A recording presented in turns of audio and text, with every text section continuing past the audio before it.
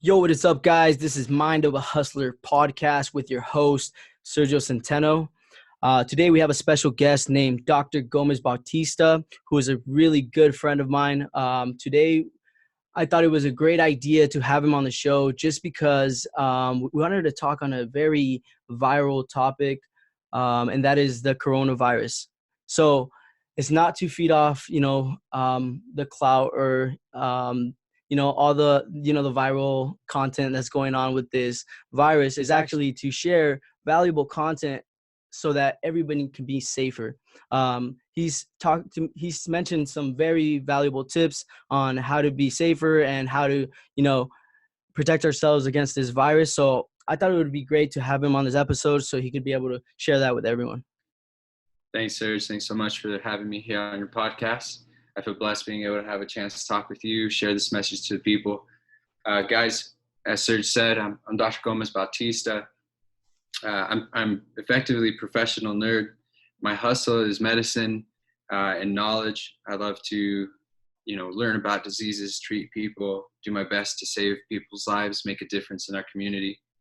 So as Serge said, today's podcast is going to be focusing on the novel coronavirus, also known as COVID-19.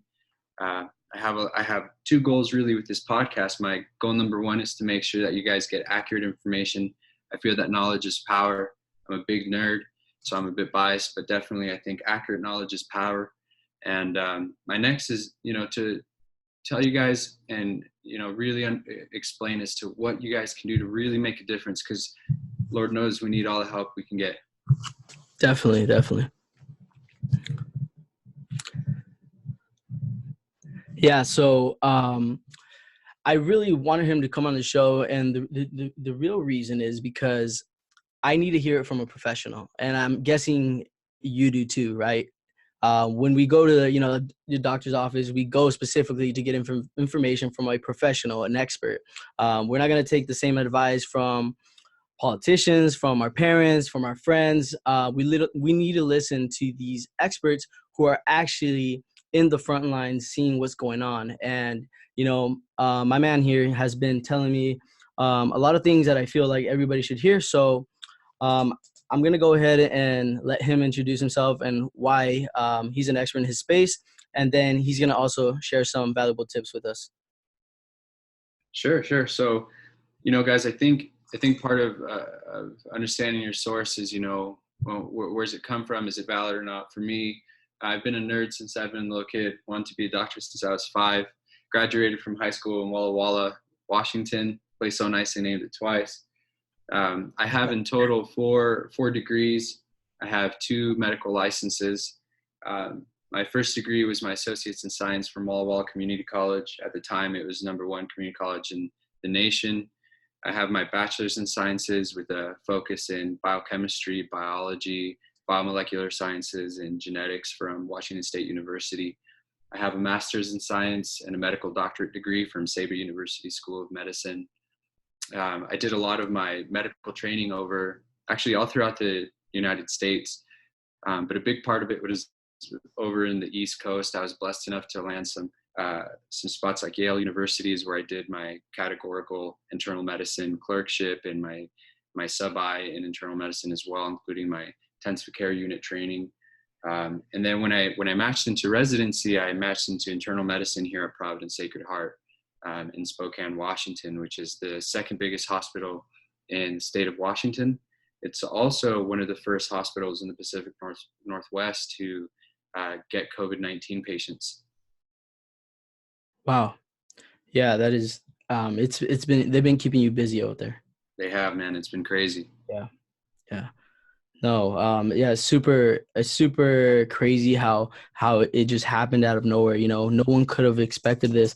The crazy thing is that, I've been hearing a lot of Netflix shows or even movies that mentioned like viruses like this, as a movie, right? And now we're actually living it. So we were definitely like underprepared, and there's just there's a lot of great things that you mentioned with me that I knew that by getting you on this podcast would be able to share that message out At least if it's like one or two or three more people that just get informed, that's what really matters.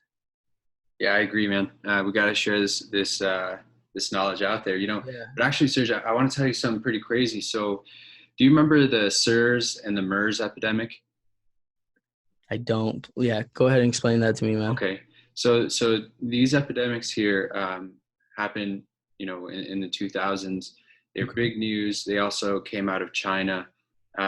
You know, the reason why I bring these up is, you know, the CDC, that's the Center for Disease Control. It's a big sort of company corporation here in the United States. It's ran through the government, but they have a particular unit called the Special Pathogens Unit, and the whole purpose of this unit is to, you know, go into the world, investigate where these diseases come from. Now, what's really interesting is, you know, the SARS in particular came also from China, from these wet markets. And the reason why I bring this up is it's been well known and you know, and documented. There's several authors that said this, several scientists as well, that forewarned us. They said, "Hey guys, this is a pandemic waiting to happen." Yeah. So we knew it was high risk. I don't know.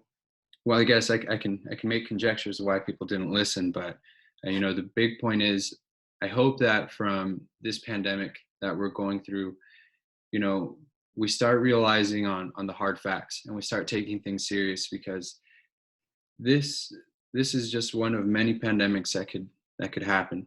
Yeah. And you know, the biggest thing here, Serge, that's breaking my heart is people are dying out there at crazy numbers. And Yeah. Yeah. we'll be talking more about this. Yeah, man. I just seen today, Italy broke their record for 723 or 24 deaths in 24 hours. Yeah, I don't quote me on this one. I'd have to log in, but I think that was two days ago. Okay. Remember, all these numbers that we're Yeah. seeing are sort of A delayed. little, a little delayed. Yeah. Yeah, But and I it's think that crazy. now for the second day they've gone low. But I think the big topic that you hit on is, it's a lot of deaths. It is.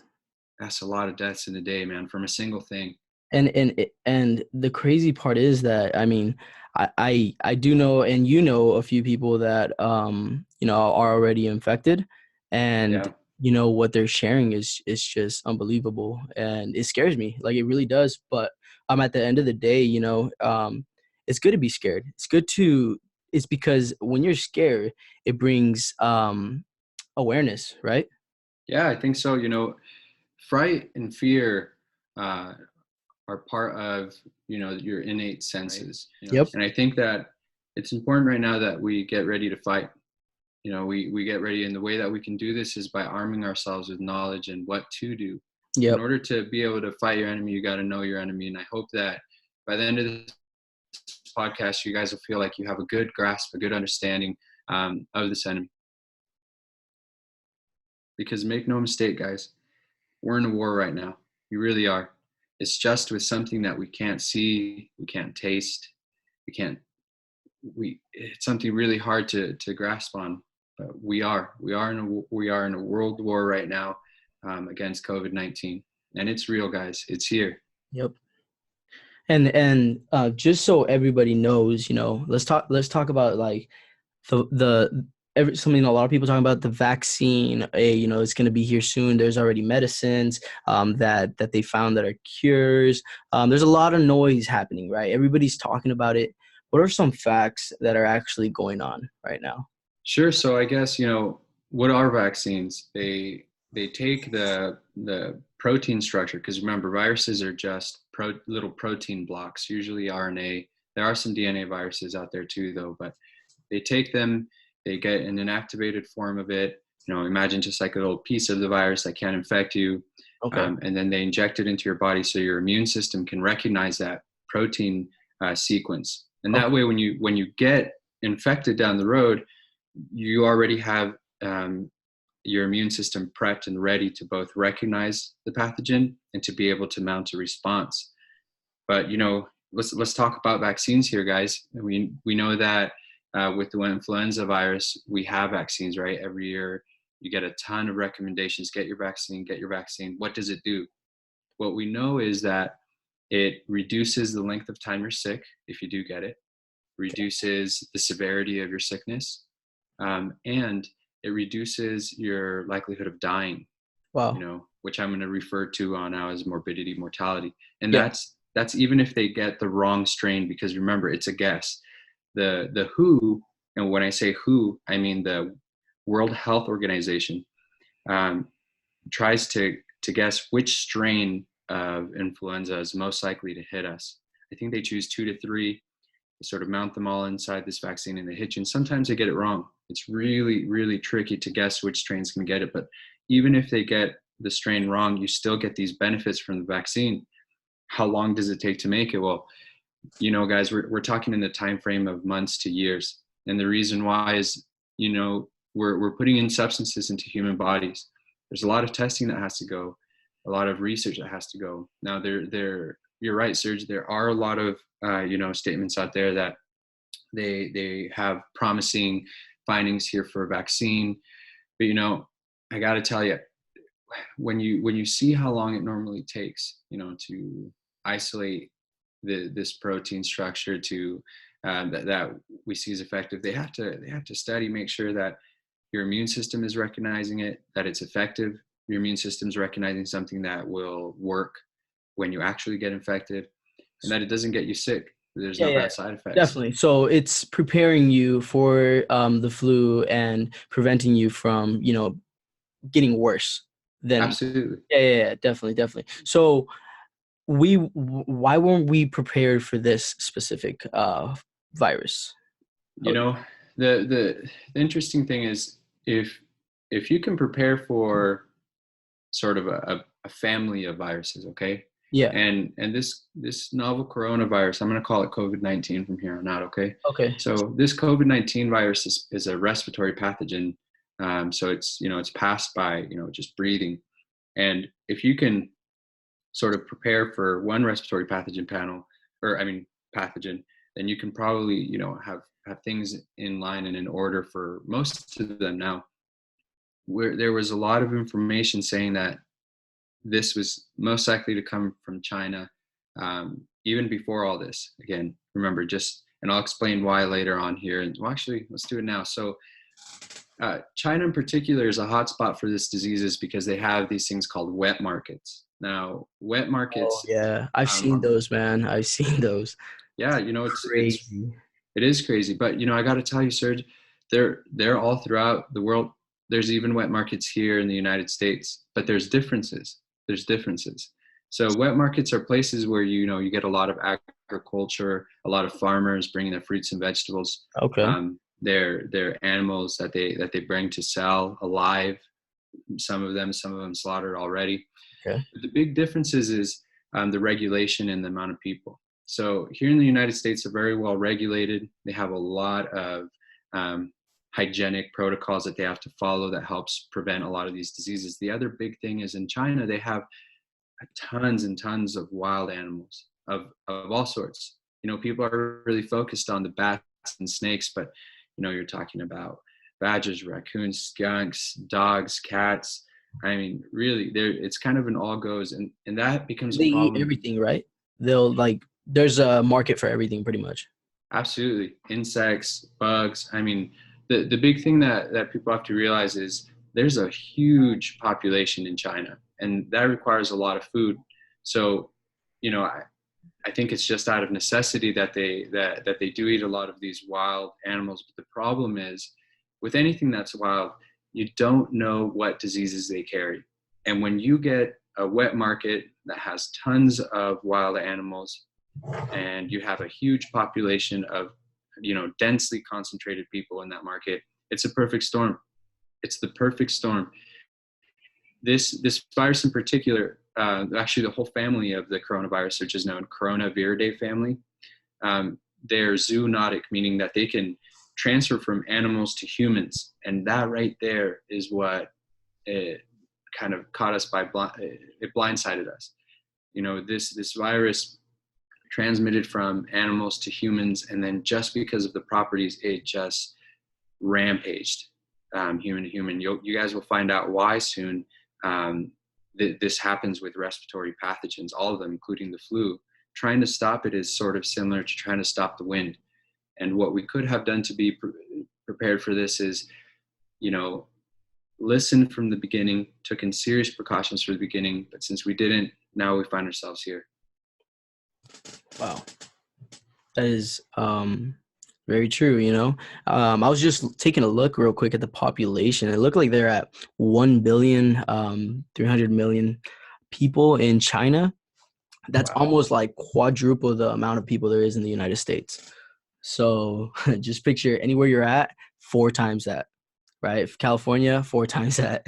So it's, I mean, probably, obviously there's a different size. China's probably a lot bigger. And, or actually, I don't really know, but I'm sure, you could just imagine 4 times the amount of people.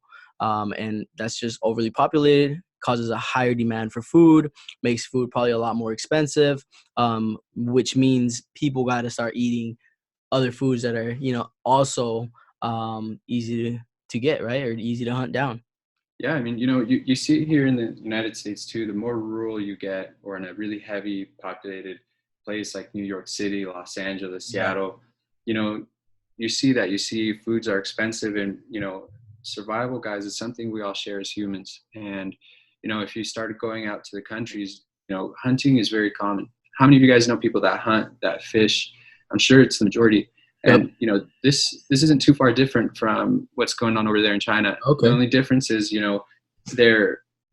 this culture has a beautiful, brilliant history, and part of it is they carry a lot of their traditions, through generations, and a lot of this is eating these wild animals, because before we were, made these modern. Yeah, and to them it's probably delicious. You know what I mean? This is your great or your grandma cooked you some good dinner. That's what they're eating, right?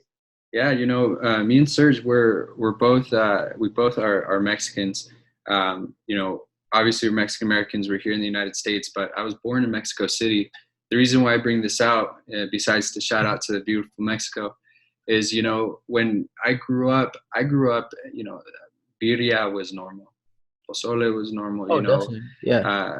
Tacos, brain tacos were normal. That I never liked, but yeah, well, it's crazy. They just rip that thing apart and just eat it, right? Yeah, for all those people that don't know what we're talking about, a lot of these meals are from intestines, sheep intestines. Oh yeah. Cow tongue tacos, brain tacos, eyeball tacos. These are foods that we saw were normal. But they do this with exotic animals, right? That's fair, but I mean, in all honesty, we do that in Mexico too. But I'm not just calling out Mexico. We do this in every country. Every culture for sure has their own, recipes. Yeah, think about the U.S., man. There's places here in the U.S. That let's just say down in the southeast, in the swamps of the United States, where eating roadkill is normal. In fact, they have restaurants where you can go and eat roadkill. And we're talking about raccoons, lizards. I mean, and that's even here in the U.S. Yeah. So not a lot of people know about that, right? Yeah, it's all about opening your eyes and getting to know the world, guys. That's something I'm going to encourage all throughout this podcast. Get to know the world around you. It's amazing, and there's a lot of beauty to it.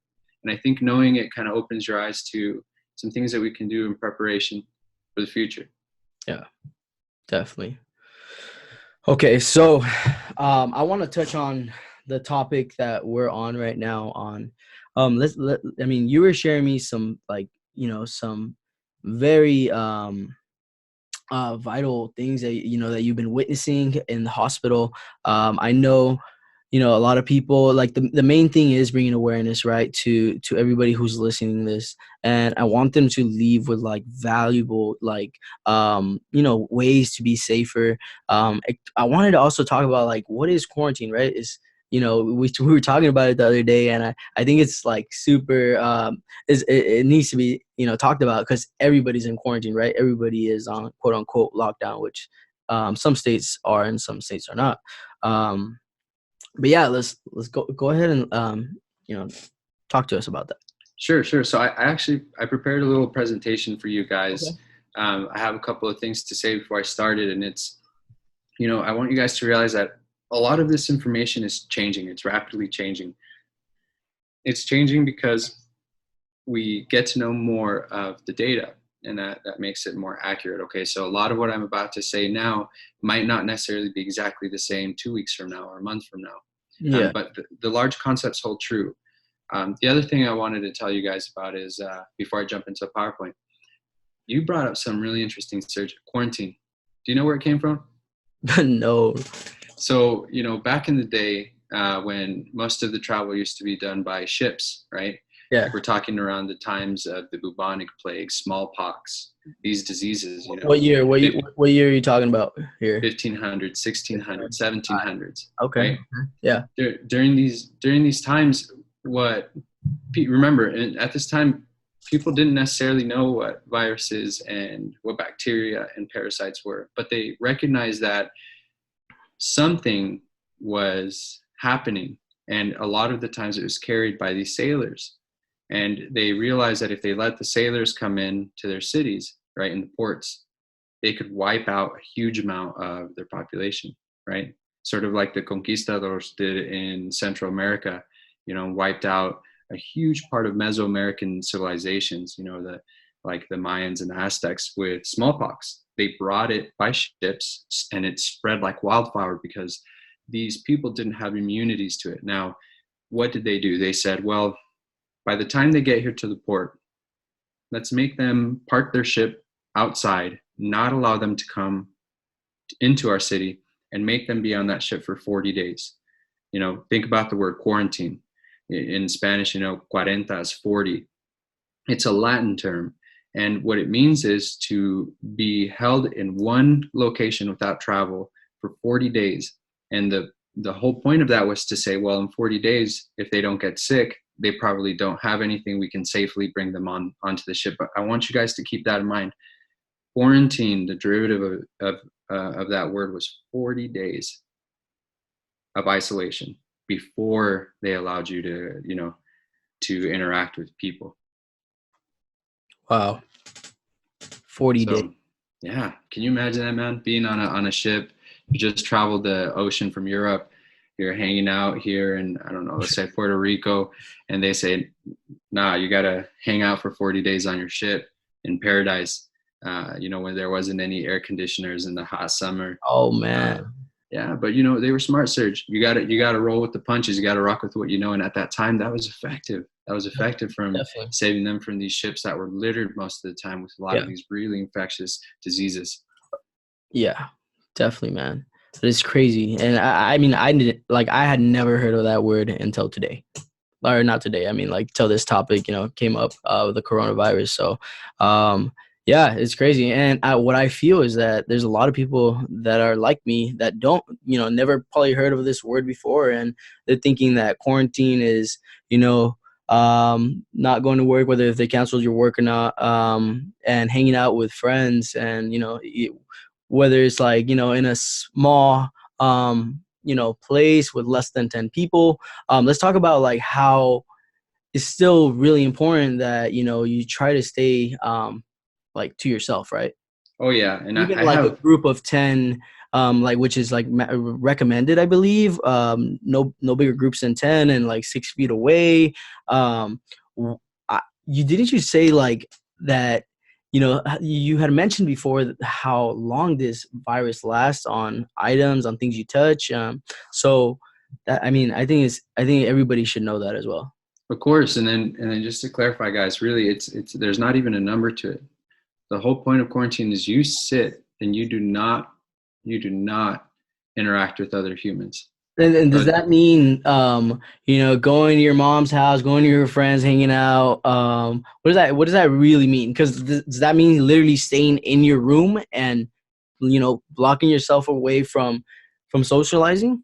Yeah, guys. I mean, I want you to think about this. Okay, we were making that example of a ship full of sailors Yeah. quarantining themselves from the port, the city, right? Yeah. But you can take this to any level. Okay, let's say you're a single bachelor, okay, and you just have a dorm. Quarantine means you stay in that dorm. You don't go see, your room or your other dorm mates. You don't go home and see your family. You Yeah. don't go to the movies. you are in your room. And if you take it to the rawest form, like how we said, 40 days. Now, I don't know how long we're gonna have to be in quarantine, but that's what it means. It doesn't mean to go and see your mother and father, to go and see your best friend, to have a little party. They're throwing these numbers around about 2 people, no more than 2 people, no more than 10 people. No. You limit it. And you can even, when the flu is around, one of the things that we can say is, quarantine that sick family member into a room. So like, even if you were in your family's home and you had a little brother that was sick with the flu, you could quarantine him in his room and kind of limit him to the room and to the bathroom, and so the rest of the family can avoid being around that sick little brother.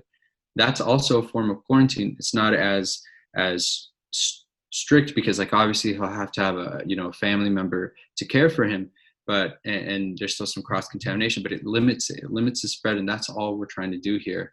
I have a really cool graphic that I want to show you guys here after this, but I think better than the next.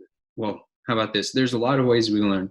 Some of us love audio. I assume since you guys are on this podcast, you guys already have a preference to it, but I'm a very visual person, so I created something for you guys now. Okay. If Serge, by chance, if this makes it lag on your end or mine, no worries, you let me know, and we can just kind of rock this out without sharing it. But I figured that instead of sharing my video of me, let's just share my desktop, and hopefully this will look good. Yeah. There we go. Already. So can you guys see my desktop there? Looks great. Good. Okay, so let's just start this PowerPoint. So, again, this is about COVID-19, also known as the novel coronavirus. And here's my name. I'm Jose Gomez Bautista. Again, I'm a medical doctor. I'm a senior resident in internal medicine at Sacred Heart. So let's kind of jump into it. Let's break it down into segments, right? What do we know? This virus right here, this is the RNA virus, the coronaviridae virus, that comes from actually that same family that I just said, the coronaviridae family. Within this family is COVID-19, SARS, MERS. Now, if you don't know what SARS or MERS are, I recommend you go look on the epidemics in the 2000s. It's incredible. MERS stands for the Middle East Respiratory Syndrome. Okay. These viruses are all from that same family, and they're all respiratory diseases that all have this really interesting pathophysiology. What that means is, how do they infect? What are the symptoms? And what does it do to a human when it infects you? So here are the things that we know, guys. As of today at 5:53 p.m. Pacific Standard Time, there was 468,644 people in the world that were infected. That's almost 500,000. Okay, there was 21,191 deaths, so 22,000 deaths if we round just a little bit up. And I have, you guys will know this soon, but is that as of today?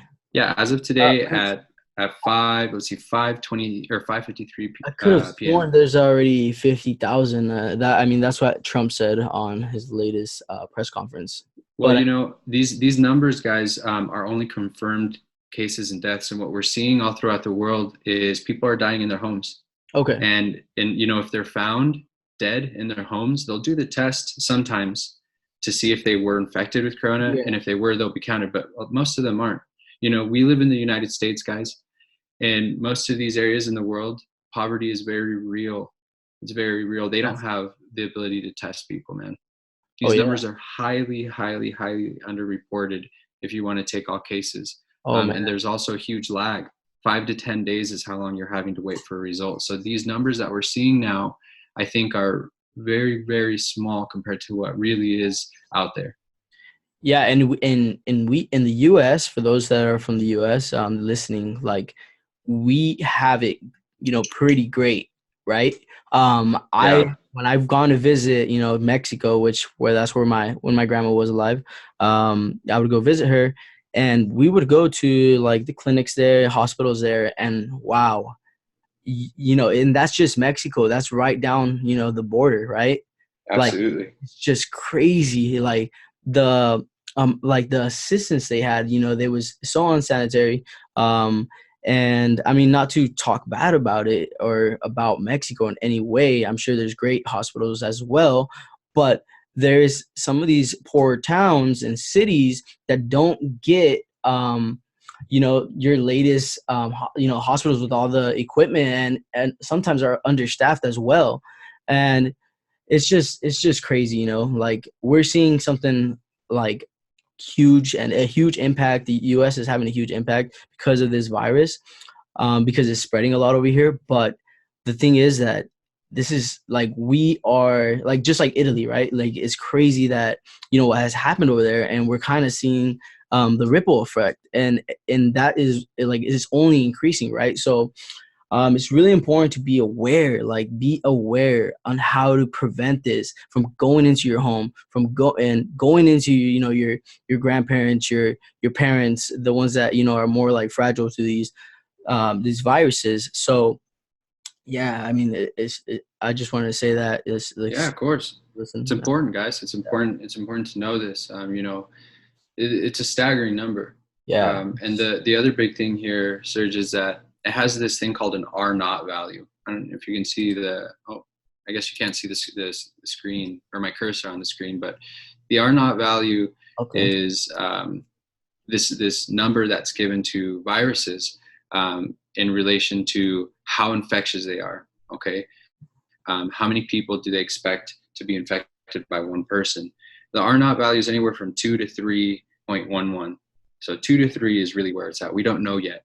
Let's give you some comparisons, okay?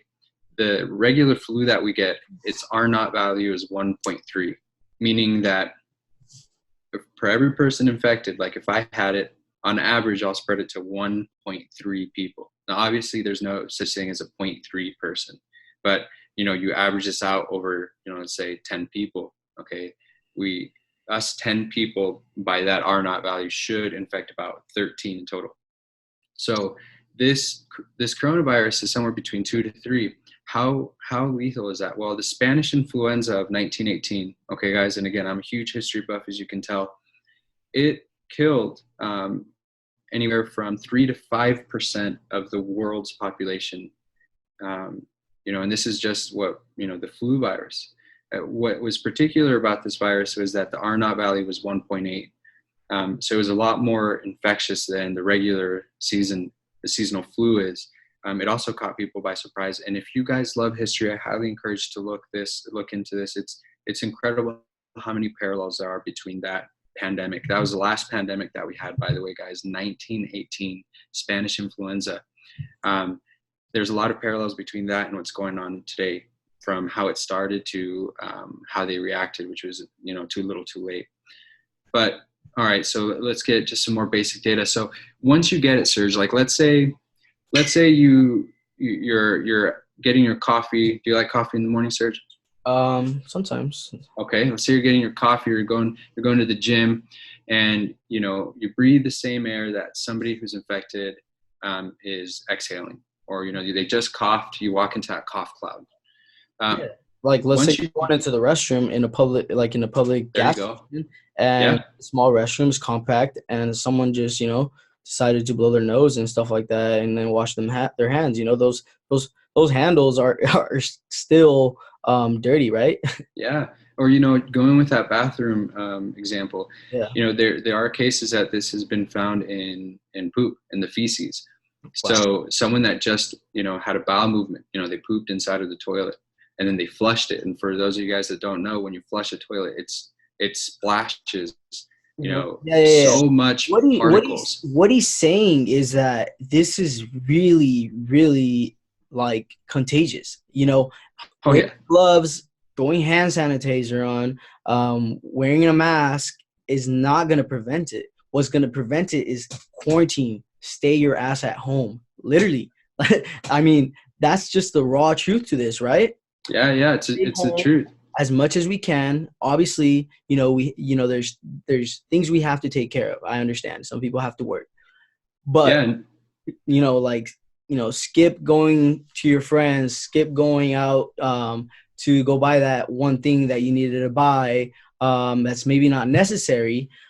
Skip doing those things and wait it out. Be safe, stay home, and not only for yourself, but for those people around you that you love, right? Yeah, we're going to be saying that a lot during this podcast, guys. So, it's going to be one of those things that you'll keep hearing from both of us. Stay Definitely. home. That's one of the big take-home messages from today. Stay home. So going back to that example, though, okay, so you get infected. How long does it take for you to start having symptoms? We think 1 to 2 weeks. Okay. The average number they're throwing out a lot right now is 5.6 days. But remember, this is just an average. Some people get sick right away. Some people don't get sick. The longest, don't get sick until much later. The longest we've recorded is 27 days. So meaning that from that moment that you got infected, it can be anywhere from 5 to 27 days until you know you're sick.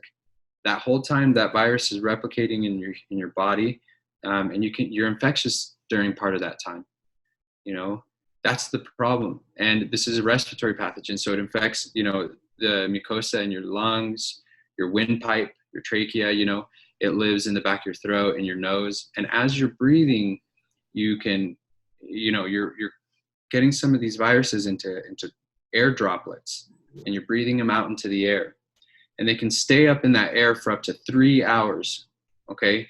Now, if you sneeze, same thing, you're sneezing out these droplets, and they're staying out in the air for 3 hours from the time you were there. So even if That's crazy. you left that room, someone else comes in and breathes that air, 2 hours later, they can still be infected. And, Sergio was saying, what about surfaces? It depends what surfaces, but a good general time that you can remember is the time of 3. It can stay on hard surfaces for 3 days. There's a big variation on certain things, like cardboard, cotton, it doesn't stay as long. Other things like hardwood, it stays longer. But 3 days on hard surfaces, 3 hours in the air. And, that's scary, guys. That's what makes this so infectious. Think about how many people's air you're sharing when you're, sitting in a restaurant.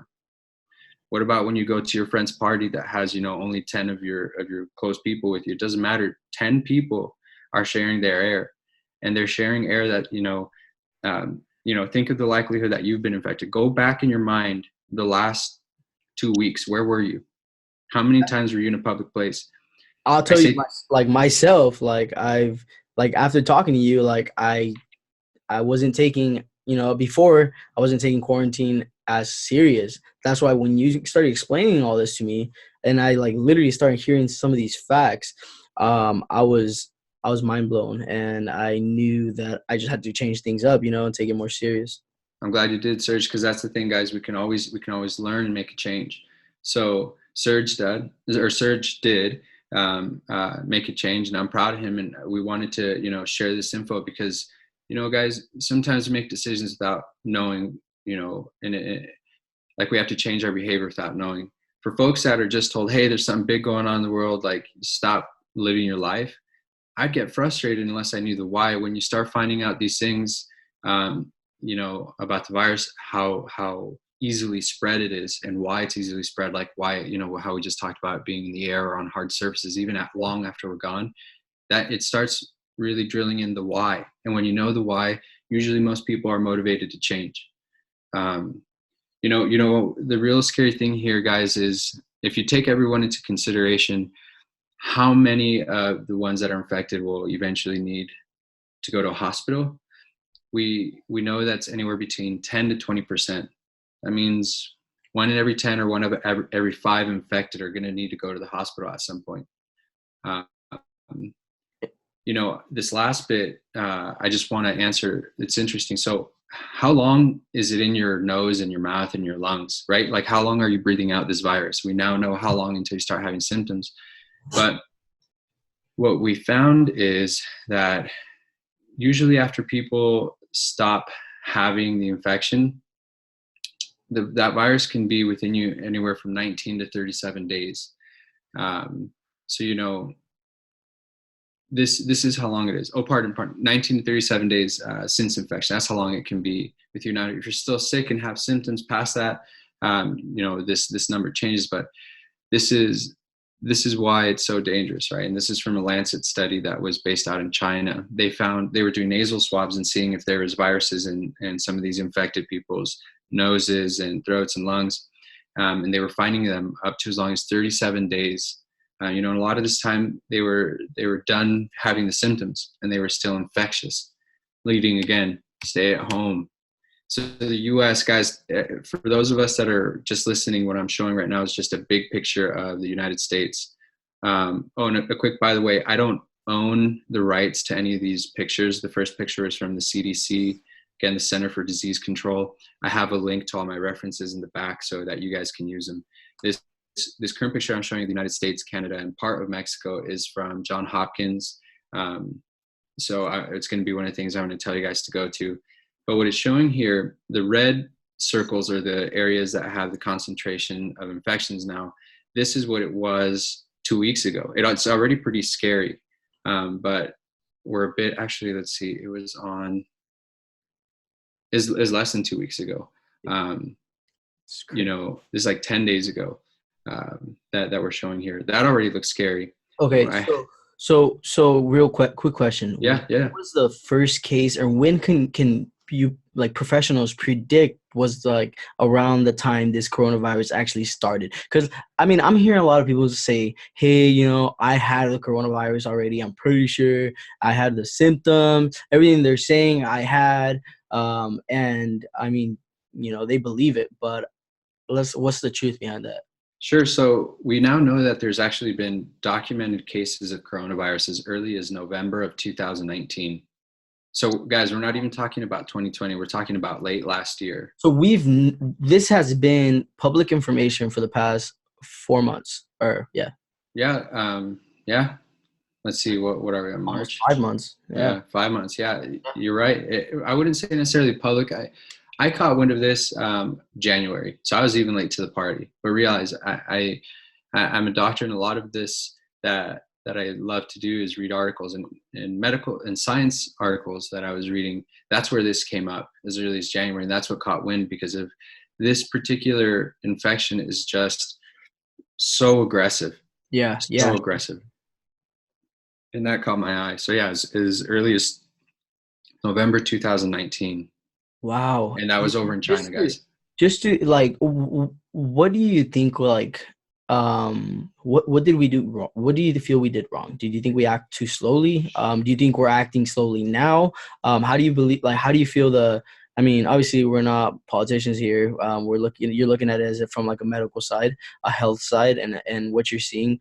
What do you think is going on right now, and how do you feel we're reacting to it? Well, that's a two-part question. The first one is, why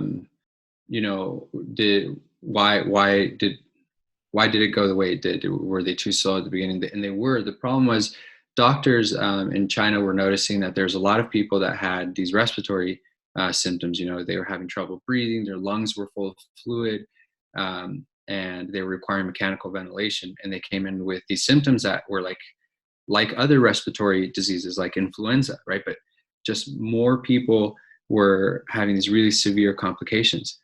And it reminded him a lot of SARS, how that when that pandemic was going on. And it was just because it's such an aggressive disease. And that he tried to report this, and he was sharing with a lot of his colleagues that there was a disease that was a lot like SARS. Now, this became known to the Chinese government, and they covered it up. They shushed him. To summarize, there's a lot to this, but overall they shushed him, and he was arrested, and he has died, by the way, from the virus. From the virus, yeah. This is okay? Yeah, this is a different case. Sorry, I'm confused. I was confusing for the doctor that died, but no, go ahead. Yeah, so this is one of the Chinese physicians. They call him a whistleblower because whistleblowing is when you're telling these hidden truths. And he was telling these truths that the Chinese government was trying to hide. And why do you believe they were trying to hide it? Well, I'm sure it looks bad. It looks bad, but I mean, I hear it a lot of the time. I just want to kind of talk about it. Conspiracies, control population. And this is where we're gonna get into like about the age and stuff like that. But they're saying to control population. There's a lot of like older people that are very vulnerable to this. That we're seeing where there's higher mortality rates, right? So yeah, I mean it just blows my mind that they would try to hide something like this. Like, why? I do too. I think it was. Guys, this is all just opinion here. What I can tell you is, there for all those people that live in or believe in the conspiracies, like is created to wipe out the population, or it was created in a lab. There's a couple of coincidences that are interesting. We talk about that, but overall is there's no data supporting these conspiracies. What we do know is that this particular virus, again, can transmit from animals, very, reptiles. People are hearing about bats and snakes. Absolutely, that's most likely where this came from. Okay, so how would that happen? You said through these wet markets, but what in the I just kind of curious, like what inside the animal produces this type of? Viruses mutate. What mutation means is that they change something in their genetic code. Oh. And so it's just like a little change in their genetics, and that little change, most of the time, nothing happens. It's either it doesn't help the virus in any way or makes the virus not effective. But sometimes it mutates in ways that it makes it more infectious, or so that it can transmit from one species to the next. And that's what happened in Coronaviridae in particular. This family of viruses, they're very well known for being zoonotic viruses, which is where they go from one species to the other, and we were just unlucky enough to be the ones that it jumped to. Yeah, and this happens. And then the other thing is, are we being too slow? Absolutely. They had the ability to shut down China because they were familiar with how SARS went. So when this doctor was whistleblowing in the beginning and trying to get attention to this, he was doing the right thing. Doctors are supposed to be here, and one of the tenets for us is we do no harm. And that's what he was doing. He was doing everything he can, actually, in the opposite, and it was to help. He was trying to alarm us and say, hey, there's something really wrong here. It's really concerning. I'm sure that he felt, hey, this could be the next SARS pandemic. Little did he know he was right.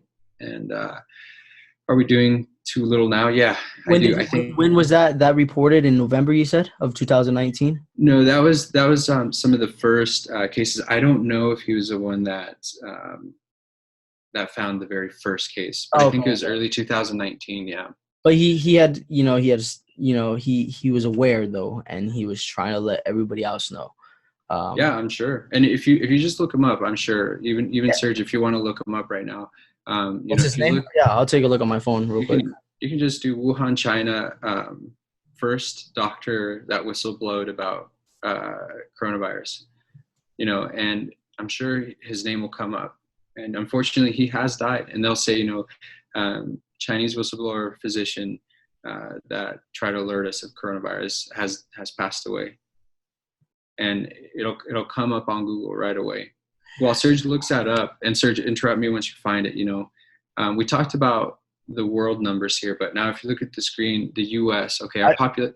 Oh, go ahead. By the way, I found this. Like, this is all over the news. This is like public info. You guys can look right now. You could just search up on Google, Wuhan, China, first doctor whistleblower. Just type that up. That's what I did. There's multiple articles here. And, the New York Post, a lot of these credible publications. So definitely something you guys could read up on. Sure. Serge, what was his name? Let me check.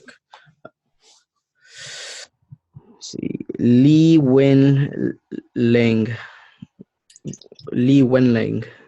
Well, God bless that doctor and his family. And I got to tell you guys, when he knew something was wrong, he was trying to make a difference. And I really do believe if China would have listened to him, he literally would have saved the rest of the world from getting infected, because they could have controlled it, but they didn't. He's a hero, guys. He chose everybody else's life over his own. Absolutely.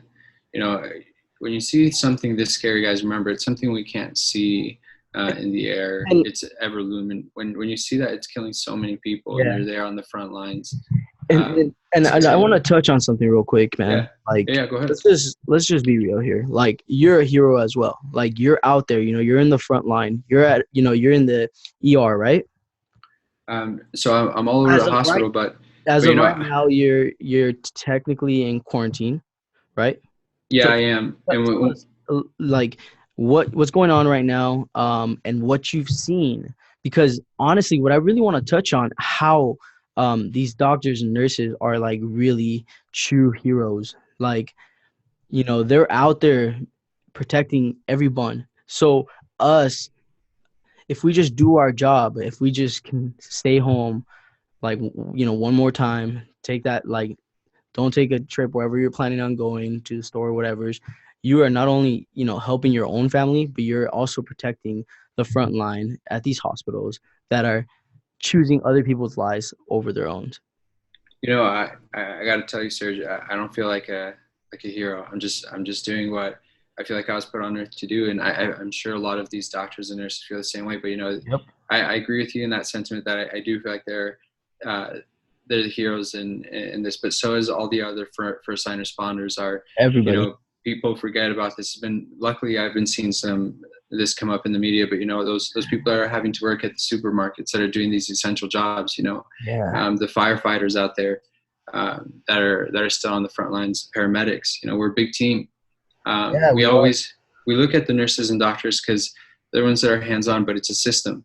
It is. They're hands on too in many different ways, but we're a team in this, and so I want to recognize everyone in this. But there are a lot of people all out there that were on the front lines and have lost their lives to this, and this is an honor to them, because I'm trying to prevent this from happening to so many more.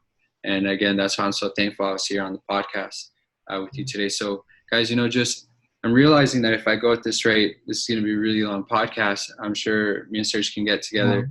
I Yeah, I Do mean, I think we could either do another episode, or, like, for all I care, like, we could continue this. I mean, this is just a lot of valuable information. We're already warm.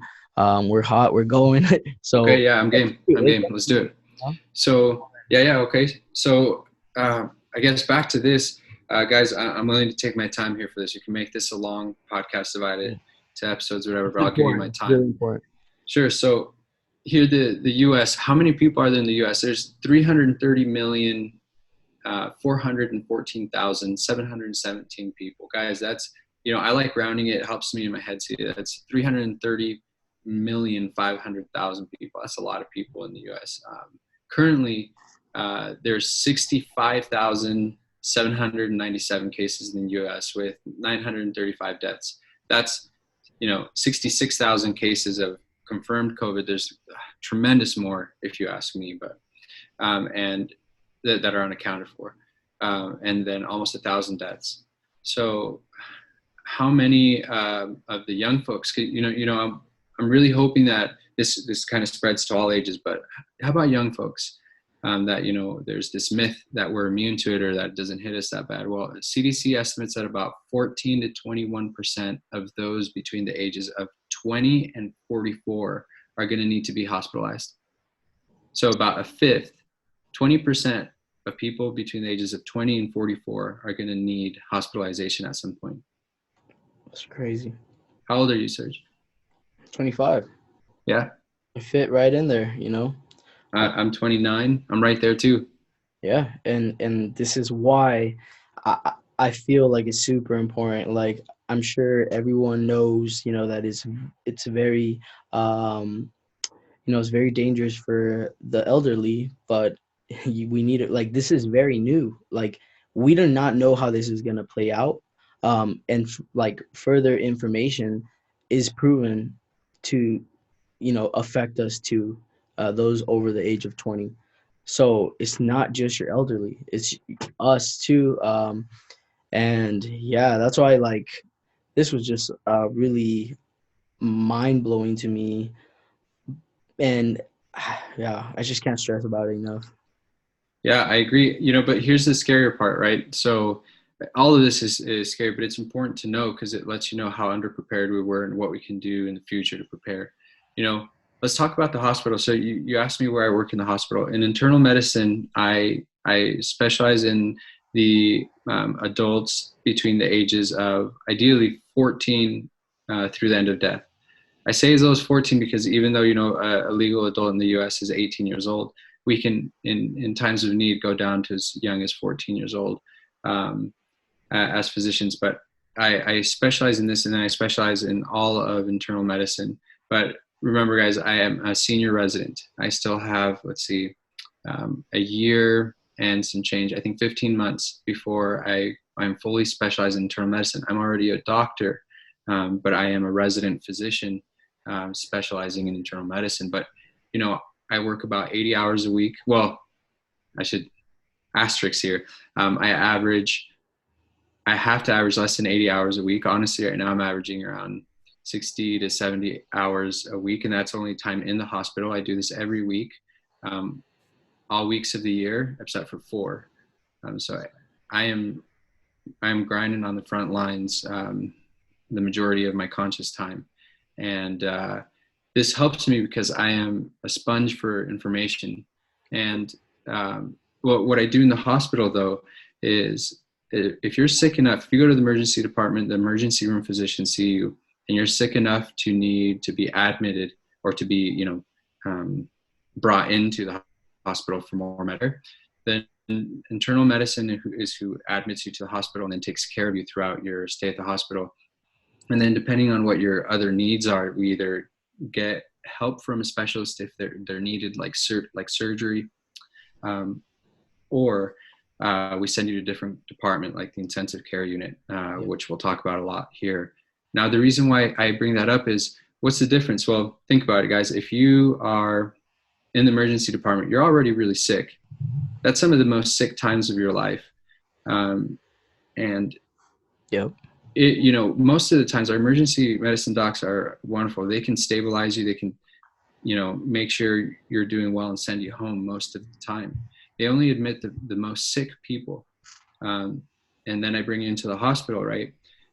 If you are what we say, worsening, or what we say tanking, you're imminently going to die, and I need really, really intense care for you. Then I send you to the ICU, the intensive care unit. Now that's for the sickest of people. So, there's sort of levels to this. And the reason why I bring this up is the ICU is the last road. If you're in the ICU and they can't help you, that means you're going to pass away. So I put that into perspective because it's going to talk about this next. This is where the sickest patients go.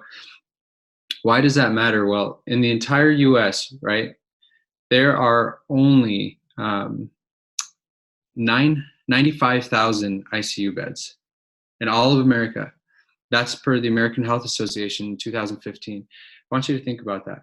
95,000 ICU beds in all of the United States. That's every single hospital in the United States only has 95,000 in total ICU beds. Now, this number is misleading because only about 47,000 of them are the medical surgical beds, which is what you would need in this particular case, right? So again, just the numbers, 330 million people. There's only 46,000 ICU beds. And those are the beds that we're in short supply of. I'm here there, by the way, Jose. Oh, good, man. Sorry about that. So yeah, no, I'm hearing you here. And so obviously, even right now, the hospitals are very unprepared, pretty much. And we are we definitely are gonna. It's only gonna get busier in the hospitals from here on forward. So, I mean, I definitely see how this could pretty much get worse. Oh yeah, for sure. And again, going back to those numbers, so of those 46,000 ICU beds, most of them are already being used, guys. Usually on average, it's 68% are have a patient in them normally. It gets worse during respiratory season, which is usually what we think of the winter season, and during that time, it varies a lot from small hospitals to big hospitals, inner city versus suburban, but we run around 85 to 95% capacity already during the influenza or the respiratory season. And now, in addition to that, now we have coronavirus. So, think about that, guys. If there's 46,000 ICU beds, and right now during the respiratory season, we already have 85 to 95% of those beds in use. That leaves a very small amount left for these COVID patients. In the nation, guys, we're talking about, I think between 10,000 beds, if we're lucky, for these COVID patients. Yeah. 10,000 out of 330 million people. It's I crazy. mean, guys, that's the hard part. You Yeah. know, there's these myths that, you know, Italy has less beds than us per people, and that's why they're getting hit so hard. But that's a myth, guys. That's a myth. Per every 1,000 people, right, on average, we only have 2.8 beds. So for every 1,000 people in this nation, we only have 2.8 beds to share amongst them. Italy has 3.2 per 1,000. They have way more. So China has 4.3, and they were hit hard too. Now, Korea has 12.3, and I talk about South Korea because they did it right, and we'll say why they did it right. But, you know, we have way less beds per capita, per 1,000 people than these other countries that got hit hard. That is crazy, man. It is, man, and it's scary because that's why we're caring about flattening the curve. When they talk about flattening the curve, the threshold that we're trying to get under, like we're trying to flatten this curve down to what level, right? The level we're trying to keep is within the hospital's capacity, because if we can care for you, you have a better outcome. If we can't, if we run out of hospital beds, like what's going on in Italy, that's when people start dying at a much higher rate, and they suffer a lot more. Yeah. Guys, so, you know, the next slide that I was showing is this is today, what the U.S. looks like. For those that are just, it looks like, you know, you follow the major interstates throughout the nation. The East Coast, there's more densely populated cities. That's why they look more red. But if you look on the West Coast, which is where we're coming from, you see the biggest epicenters there in Seattle, San Francisco, Los Angeles area. And that's because that's where people are very densely populated. Remember, going back to how it spread just by air. Think about how easy it is. Think about New York when you're in a subway in a car, you know, with 60 people breathing the same air. Yeah, or Uber, or just walking down Madison Square Garden. You know, like this is wild. You're breathing so many people's air from all over the world. You know, that's another thing too, guys. Why it traveled so fast to all places in the nation. In Wuhan, China, there's an international airport. You can go anywhere in the world. Think about it. I don't know the exact number. How many people are there in this world? I think it's 7.8 billion. Yeah, billion. Yeah, there you go. Billion. So if you let's say that we go kind of in the middle and we say only 50% of them. That means that 4 billion people. Yeah. 50%, right? 4 billion people. That's just a little bit over 40%. So like, it's right under that. Oh, sorry. That's going off 8 billion people. But it's a little bit less. So 3.5, 3.75. But that's on the low side. We're talking about all the way up to 70%. That's true. And, you know, I think the way that we can make this change is, again, stay at home, guys. Practice real quarantine again. So, okay, guys, well, let's take that number in the U.S., right? Yeah. So in the U.S., 20 to 40%. Let's say 20%. Into 300 million, you said? Yeah, 20% of 300 million. Well, let's say how many, what's the estimate that how many of those are going to need ICU beds, right? We're estimating, a moderate estimate is 200,000 will need ICU beds. Now remember, go back to how many ICU beds are available. That's 46,000. And 85 to 95% of those are already occupied. So we only have about 10,000 on a good day. And we're estimating about 200,000 people are going to need ICU beds. That's the problem. We're going to be very overwhelmed if these calculations are true. And understaffed. Oh yeah, for sure. Because hospital workers are going to get sick. Yeah. You know, the Spanish flu pandemic of 1918, they needed a lot of ventilators. They estimate 740,000 ventilators. If this... What's the Spanish flu? Oh, sorry. Kind of went off on a tangent there. So if you compare the numbers that happened in the Spanish flu of 1918, and you say how many of those people would have needed ventilators, right? But you now bring it to current day. So if this virus spread like the Spanish flu pandemic, you would probably need 740,000 ventilators here in the U.S. So extrapolating and follow that same infectious pattern, you know, that's the issue. We're going to expect about 30 to 40% of the workforce is going to be unable to work at some time because they're sick. We get sick just like everyone else. You know, these numbers are are frightening, but what's going on in Italy is more frightening, Serge. Yeah, You I've know, seen that, man. so for those folks that are just listening, the Italian College of Anesthesia, Analgesia, Resuscitation, and Intensive Care, the acronym is SIAARTI. They're, an organization in Italy, a medical organization, and they released this thing called the criteria for something called catastrophe medicine. So catastrophe medicine. And what it's saying is, instead of us taking in everyone, sending those that are okay home, we're going to be so overwhelmed that there's going to be so many numbers that we're only going to treat those that are most likely to live. So the ones that have the highest chance of surviving are going to be the ones that will retain, access to the limited amount of intensive care we have. Which are the ICU beds. The younger generation, most likely, right? No, so this virus infects the old folks mostly. We're talking about the older folks are the ones that will not be pretty much able to get a bed. Yes, in this particular scenario, you're right. Yeah, so they're giving preference to the younger generations, the younger ages, the ones that have less comorbidities, like high blood pressure, diabetes, are overweight, have immune conditions, have cancer. Those folks. And unfortunately, we all know someone close to us that suffer from these diseases. Oh yeah, for sure. I mean, just go to your parents' medicine cabinet. Yeah. Look, do they have medicine prescribed by a doctor? If they do, likelihood it's coming from one of these diseases like high blood pressure, diabetes, heart failure, or just look at your family. Are they very obese? We know that obesity is a really big risk factor. Are they smokers? Do they drink? Just look around the people around you.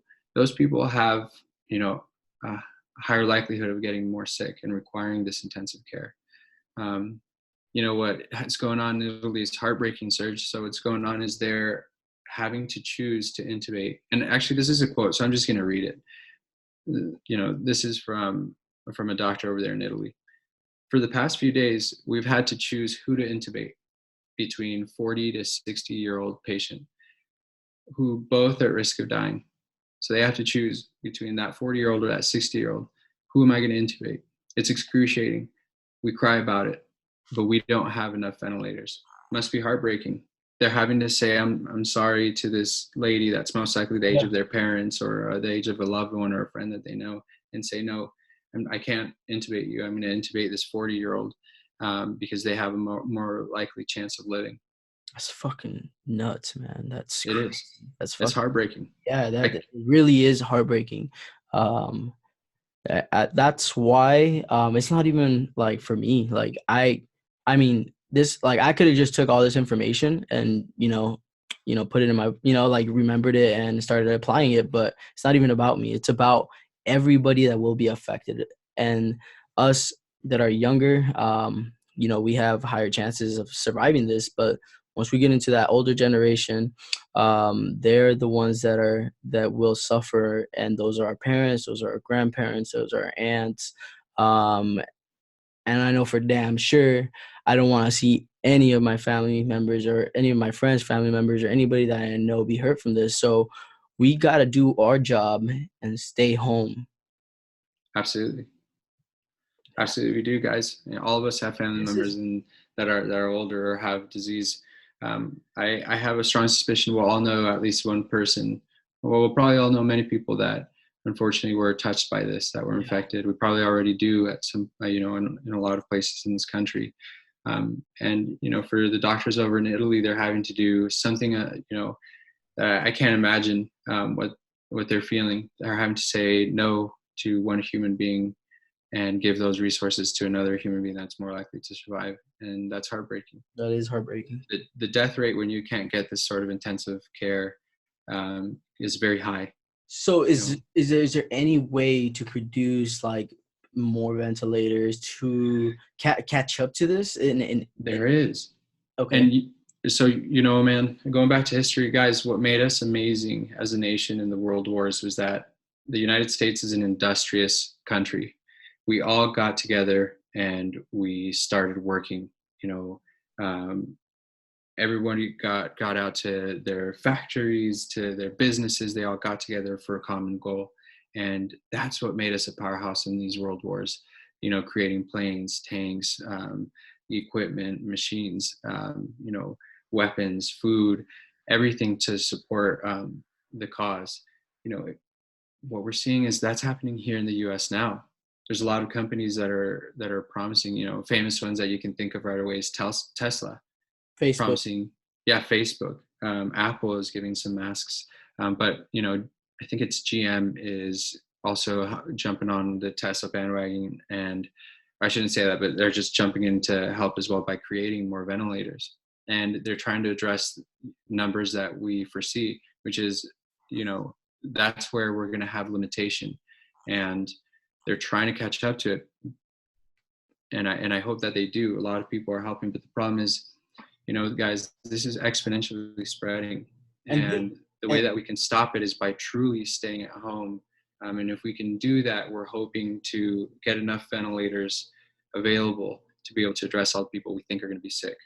slow down pretty much the Mhm. virus. Yeah, slow it down, because I think that, you know, and this is what these experts are saying as well. This is going to spread, but if we can slow down the speed of it spreading, then the medical system will be able to keep up with it. But in New York, what we're seeing is a lot of their hospitals are overwhelmed. Yeah. You know, I have So some friends that are working in New York. Shout out yeah, to them, that are on the front lines as well. And what they're seeing is some hospitals, their ICUs are already full. You know, the streets are overflowing with patients. That's a really densely concentrated area. it really. And yeah, it is. And you know, guys, there's a lot of areas in these big cities that are really poor too. It's a lot of Yeah. underserved areas. I was blessed enough to work there, Brookdale University Hospital, um, you know, in Brownsville and Brooklyn. And this is, you know, it's heartbreaking. And a lot of things that, you know, make you at higher risk, a lot of these diseases, they run in those poor populations. They run more, you know, diabetes, high blood pressure, heart disease, are more prevalent in these poorer populations, and they're ones that are getting hit right now as well for that reason too. Yeah. Yeah, and now, So guys, we're not immune to it. This can happen everywhere where, you know, there's a group of people. yeah.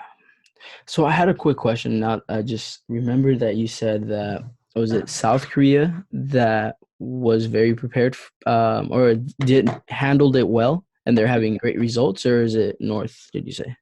Yeah, I would say, yeah, relatively they're doing great in containment and amount of people sick, and being able to take care of these patients. Um, Are they seeing like less mortality rates over there? yeah, that's another really interesting fact too. Mortality rate changes depending on country, uh, and that's not surprising. A lot of factors that go into this, but you know, Yeah. yeah, they are having better mortality rates, meaning less people are dying. Um, you know, I think one of the things that they're doing really well too is just people are following these quarantine guidelines or rules. They're more prepared with, you know, face masks and you know, hand sanitizer, and had preset sort of policies and things that businesses could do, humans could do. Because remember, this happened with SIRS previously. SIRS didn't really reach the U.S., you know, speaking broadly, but it did hit these countries. So they were used to another respiratory disease coming in. We weren't. We didn't have those. And another thing is, I feel like the U.S. didn't take the, you know, quarantine decision until much later. They prolonged it, definitely. Yeah. So guys, symptoms. So Serge, let's say you got infected, right? What are you most likely to have? Okay, so there's this great website.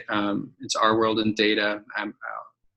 Ourworldindata.org for you listening. So it has this awesome chart. You know, what were the most common signs and symptoms of people that were confirmed? 55, pretty much 56,000 people confirmed with COVID from China. This was in February 22. So it's changed a bit, but this is rough, pretty good rough guidelines. of those people that had symptoms, about 87.9% of them had fevers. So most of them had fevers. 67% had dry cough. 38% just felt fatigued. Fatigue means you're just tired. 33% had sputum production, means that when they cough, they brought up thick mucus or phlegm from your lungs. That's only a third, guys. About 18% felt short of breath. 14% had some muscle or joint pain. 14% had sore throat. 13% had headache. Now think about this, right? Fever, dry cough, or maybe you are bringing up phlegm, you feel tired, have a sore throat, your muscle aches, you have a headache, you're having some nausea, vomiting, maybe some diarrhea, your nose is congested. What does that remind you of, Serge? Like the flu, right? The flu or the cold. The regular flu you get every winter. Yeah. Oh yeah, you're absolutely right. That's the problem. How do I know whether you have the regular flu or COVID? Well, the thing that's been setting us up is COVID is a lot more severe. It's a lot more aggressive in presentation, like just how sick the people are, and then how rapidly it spreads. But for a lot of the time here in the U.S., we weren't testing as much as we should have. And, this information is a bit outdated here. I think this is from about 2 weeks ago. This is comparing the United States to our population. So on the left, we had 23 tests per million people. We only had tested 8,000. It was actually 7,695. And this is from March 11th. And our population is 329 million. If you look at these circles, we were testing 23 per million, whereas South Korea, who did things right, I think, they were testing 3,600 per million. Wow. Our 23 to their 3,600 per million. Wow. And if you look, our population is a lot bigger than theirs. They only have 51.3 million people. We have, again, the 330 million. I think this population is taking out accounts of certain territories. This is a rough estimate by Vox. But yeah, so again, let's just say upwards of 300 million people. We only tested about 23 per million people. But South Korea tested, 3,600 per million people. So they are saying we're not testing enough. I did hear them mention, yes, we are late. We are definitely not testing enough, especially by the looks of these numbers. It's obvious to tell that we're not testing enough. You can go ahead and say it again. I said, yeah, sorry, I don't know, the connection's a little low. No, you're not. But what I'm saying is that, obviously we're under testing. And I mean, compared to, some of these countries that have like a way lower population, we're obviously reacting to this virus really late. And, it's scary. It's really scary. It's scary that a lot of people still don't want to take it as serious. They're saying it's just like another flu. And to some, it will be just another flu, right? Not everybody will, there's some people that might not even feel symptoms. And that's just the scariest part, because you will spread it. And absolutely, until we, which I recently heard over a press conference, that they're wanting to make tests that you could, take personal tests, to check if you have the virus. And I don't know when they'll have those. Obviously, there's no dates, right? But what we're already seeing is the U.S. is starting to get that right. I think it was about 3 days ago we started really aggressively testing. This is 14 it was both the supply and demand. Oh, sorry, go ahead. Yeah, this is 14 days ago, by the way. Like, the data that we're talking about is 14 days old. So I think this is the latest information, right? Yeah, so this picture that you guys are seeing, it is outdated. We're doing much better jobs now, which is good. But it's still a supply and demand issue. But University of Washington, who's doing, I think, above 90% of the tests, running them through the lab here in Washington State, they're running on low capacity, meaning that they can test much more people. They can run the laboratory test for them. So they're just waiting on the test to actually arrive to them. We're starting to pick up the amount of people we test. But a lot of times that had to do with actually having the test. So, if I had to swab your nose or take blood, we didn't have those supplies. Now we do in much better numbers, but there's still not enough. So what we're seeing is a lot of companies, and actually in different countries too, like Italy, that has a test that can result right away. I think it's 15 minutes versus our test that has a turnaround time of, from the time I collect the sample, it's going to come back and result in 5 or maybe 10 days. Why is that though? Like, why don't Well, we just, because it was a new virus, and the technology is there, but again, you have to adapt to this virus. And this particular virus, we didn't have a test set for it. We test other COVID viruses because remember, guys, within this family, there's several other viruses, but we have other COVIDs, coronaviruses, I should say, that we test that aren't this particular strain. And those are already readily available, but not this particular one. And that's the issue. So, but luckily we're having a lot of opportunities that are going to be coming available here in the near future. Just good heavy testing.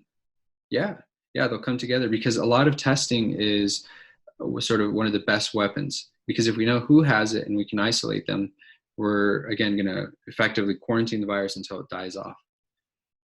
So, actually talking about the flu, Serge, you brought up, is this just another flu? I don't think so. This is much deadlier than the flu. What you're seeing on the screen here is that, it's broken down by age ranges, how many will get sick and how many of them, are going to have much more serious outcomes. This particular graph is looking at the fatality rates. Yeah. So how much people per, these cases passed away. If you look, the most affected again is the 60 and up. For the flu, in total, for those folks that were 65 years old compared to the COVID, 1.4% fatality rate. The ones that were COVID, 6%.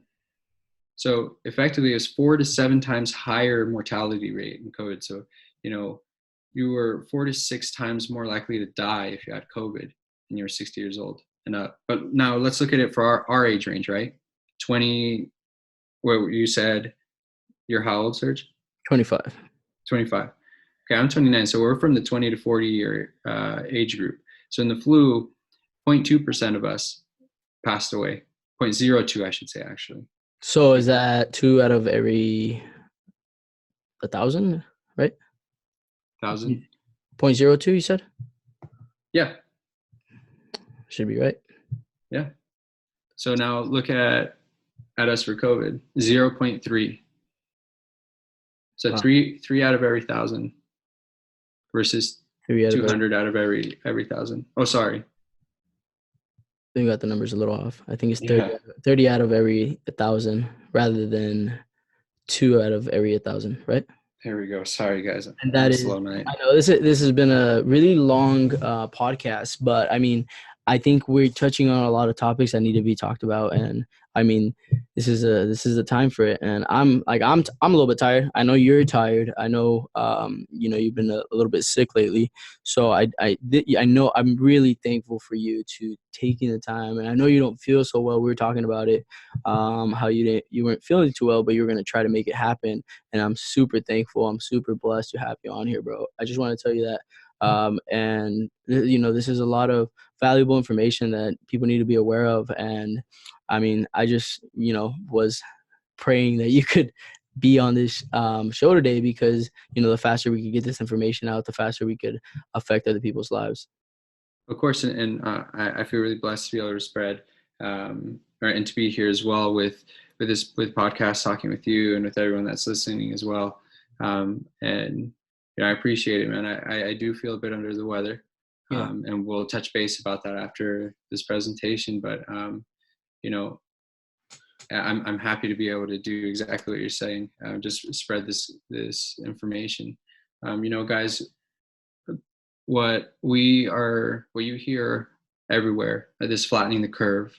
Here is another great graph by Vox. They used information from the CDC. They said,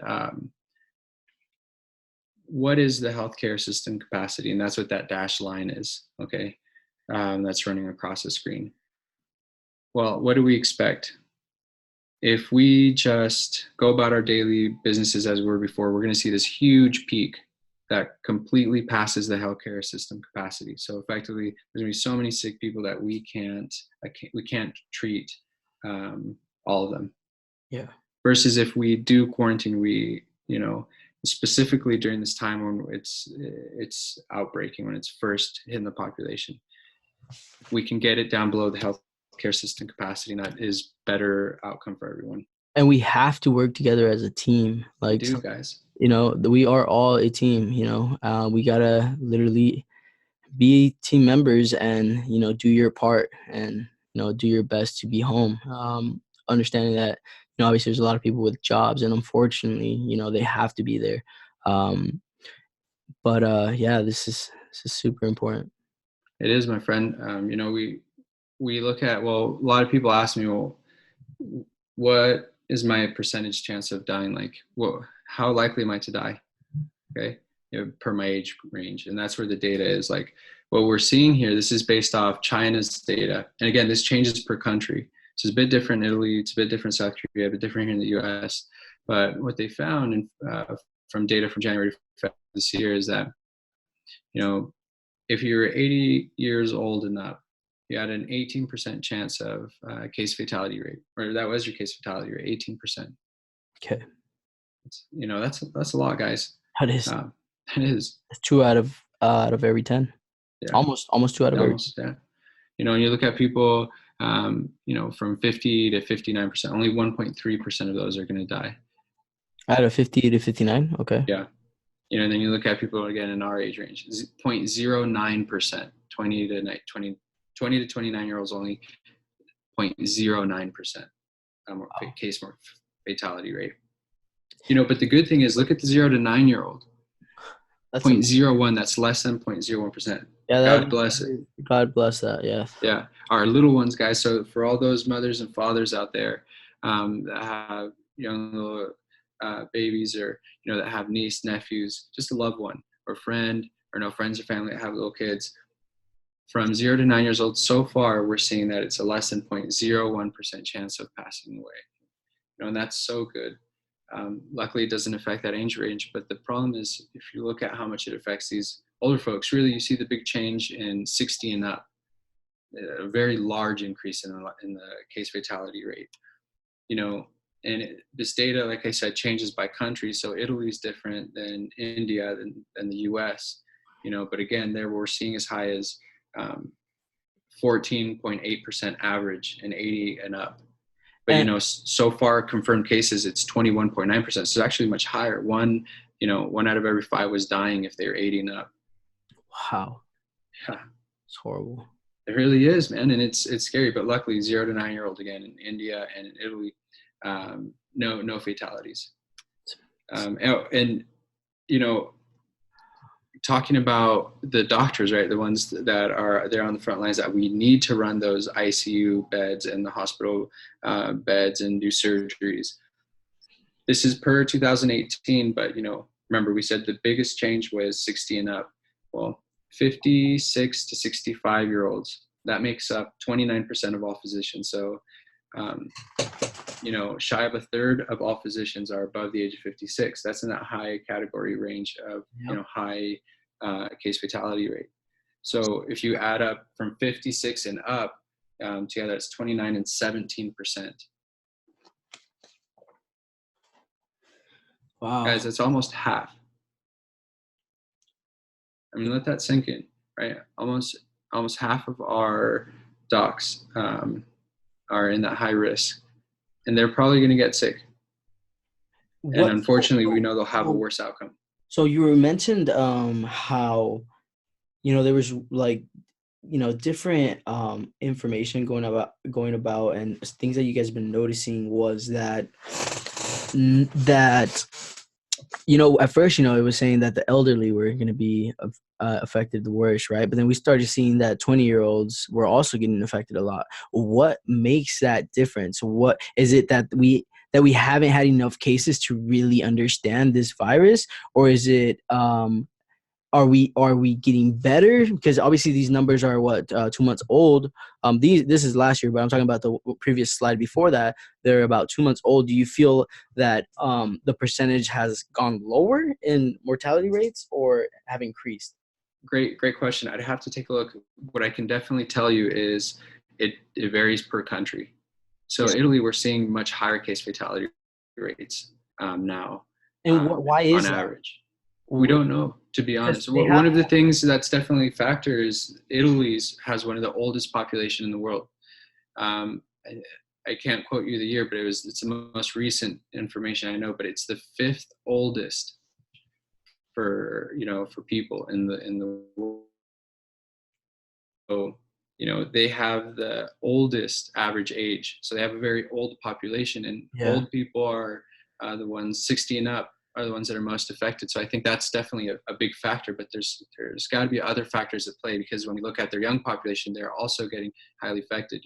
Recently there was a 38-year-old Olympian swimmer from Australia got sick. That's someone that had, always exercise, had, very regimented life where they were eating well, really in shape. In particular, their heart and their lungs were very in shape, ate well, yeah, lived an overall healthy lifestyle to be able to be on that level of competition. And yeah. that's very young. There's a case in Europe, 28-year-old that passed away. Guys, there's So 20s and 30-year-olds in New York, that b- are being intubated. does being healthier, is it effective in any way? You know, yes, what we're seeing is, if you don't have these other comorbidities, is what we call them. So other things like high blood pressure, diabetes, obesity, a smoker, an alcoholic, cancer. If you're Yeah. not in these other demographics, then yes, you have a less chance of dying. If you're healthier, that's better, but that's necessarily not across the board. And There's healthy smoking, people that are getting really sick. smoking is also vaping. So just Yes, for all make, you vapors.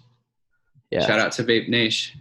No, no, I joke. But really, for all the vapors, look, we don't have enough data to say this, but there's like over 300 known carcinogens in smoking. So if you're a smoker, stop smoking. Vaping is a great alternative. For you vapors, stop vaping. You don't need it. The addiction to nicotine is very high. It's one of the biggest addictions in mankind. It's one of the most addictive. I get that. Um, I find that most people have had the highest or the hardest time going from smoking to vaping, but vaping to just not doing it seems to be easier. Please do that. You guys are destroying your lung mucosa. What we saw in all these countries is that smokers were more likely to require mechanical ventilation. They were more sick overall and more died. Which is So what we're running out.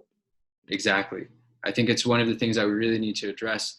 And luckily, a lot of companies are getting together making us ventilators. So hopefully that can be, remedied. Yeah. Well, I love this slide right here. Yeah, guys, big thing, stay home. But, what are the things that you guys shouldn't do? Guys, don't leave your house.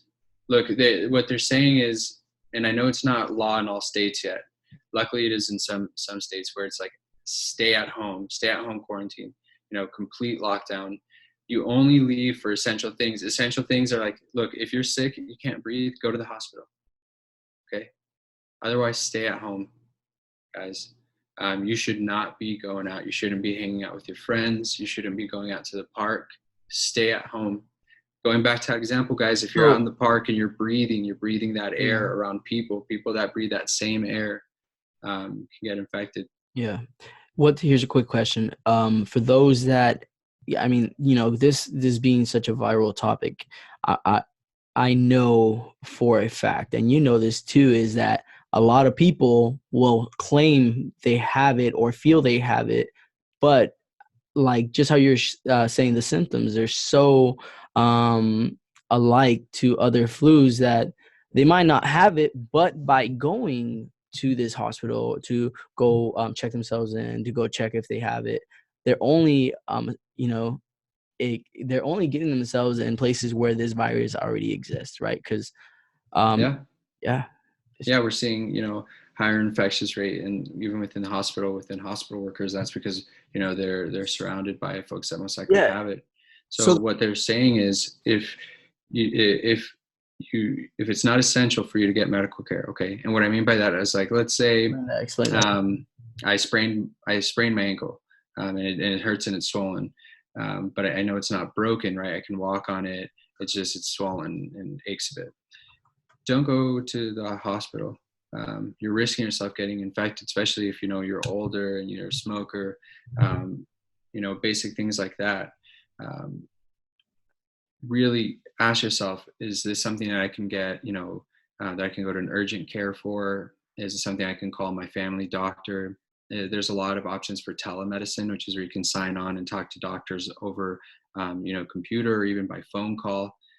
Really try to limit yourself, because these things called hotspots, like public places are hotspots right now. One of the biggest hotspots are still parks, where people are going walking their dogs. There's only certain cities that are banning even dog walking, and countries that are banning dog walking. You shouldn't be going out, even if you don't have it. If you don't have it, don't go out, because I don't want you to get it. If you have it, I don't want you to spread it. And the problem is, a lot of people don't even know that they have it, and they're spreading it. And that's the problem. You can't just say, oh, I feel great, I'm going to stay home, or I'm going to be able to go out because I don't have it. You can't say that. You don't know if you have it. The incubation period, again, 1 to 2 weeks. You could have caught it, 5 days ago and still not have symptoms, Yeah. but you're still spreading it. That's the problem.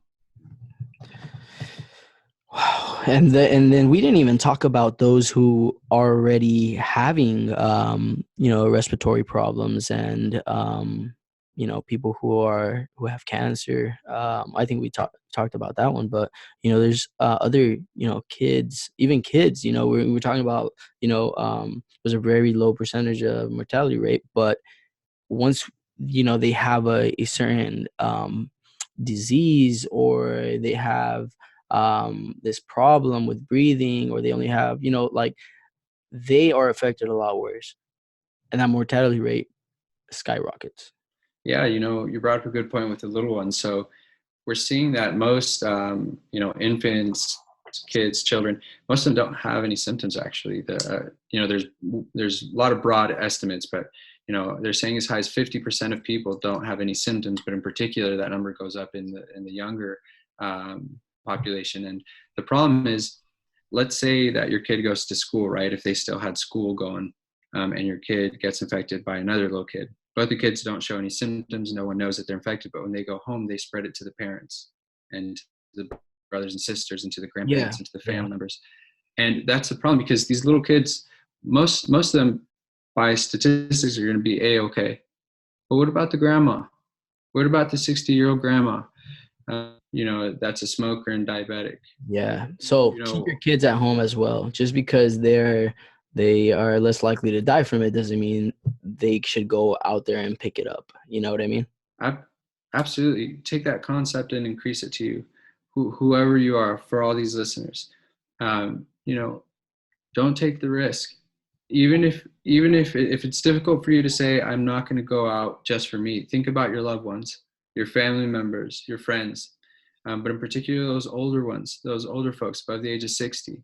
And for many of us, our mothers, our fathers. For those that have any of the common comorbidities here, like high blood pressure, that are overweight, that have heart disease, that have lung disease, that are smokers, that's that's the population that's going to need the most medical attention, and the ones that are at highest risk too for dying. We really need to flatten this curve. And for I know it's been on the media, these spring breakers that just want to go out and party. A lot of them have already tested positive, by the way, and have required hospitalization. So they said, fake news, or this isn't as serious, it's just another flu. They were listening to this false information, and they didn't understand, well, not only were they spreading it, a bunch of group of young kids, but they were taking it back home with them, infecting their family members.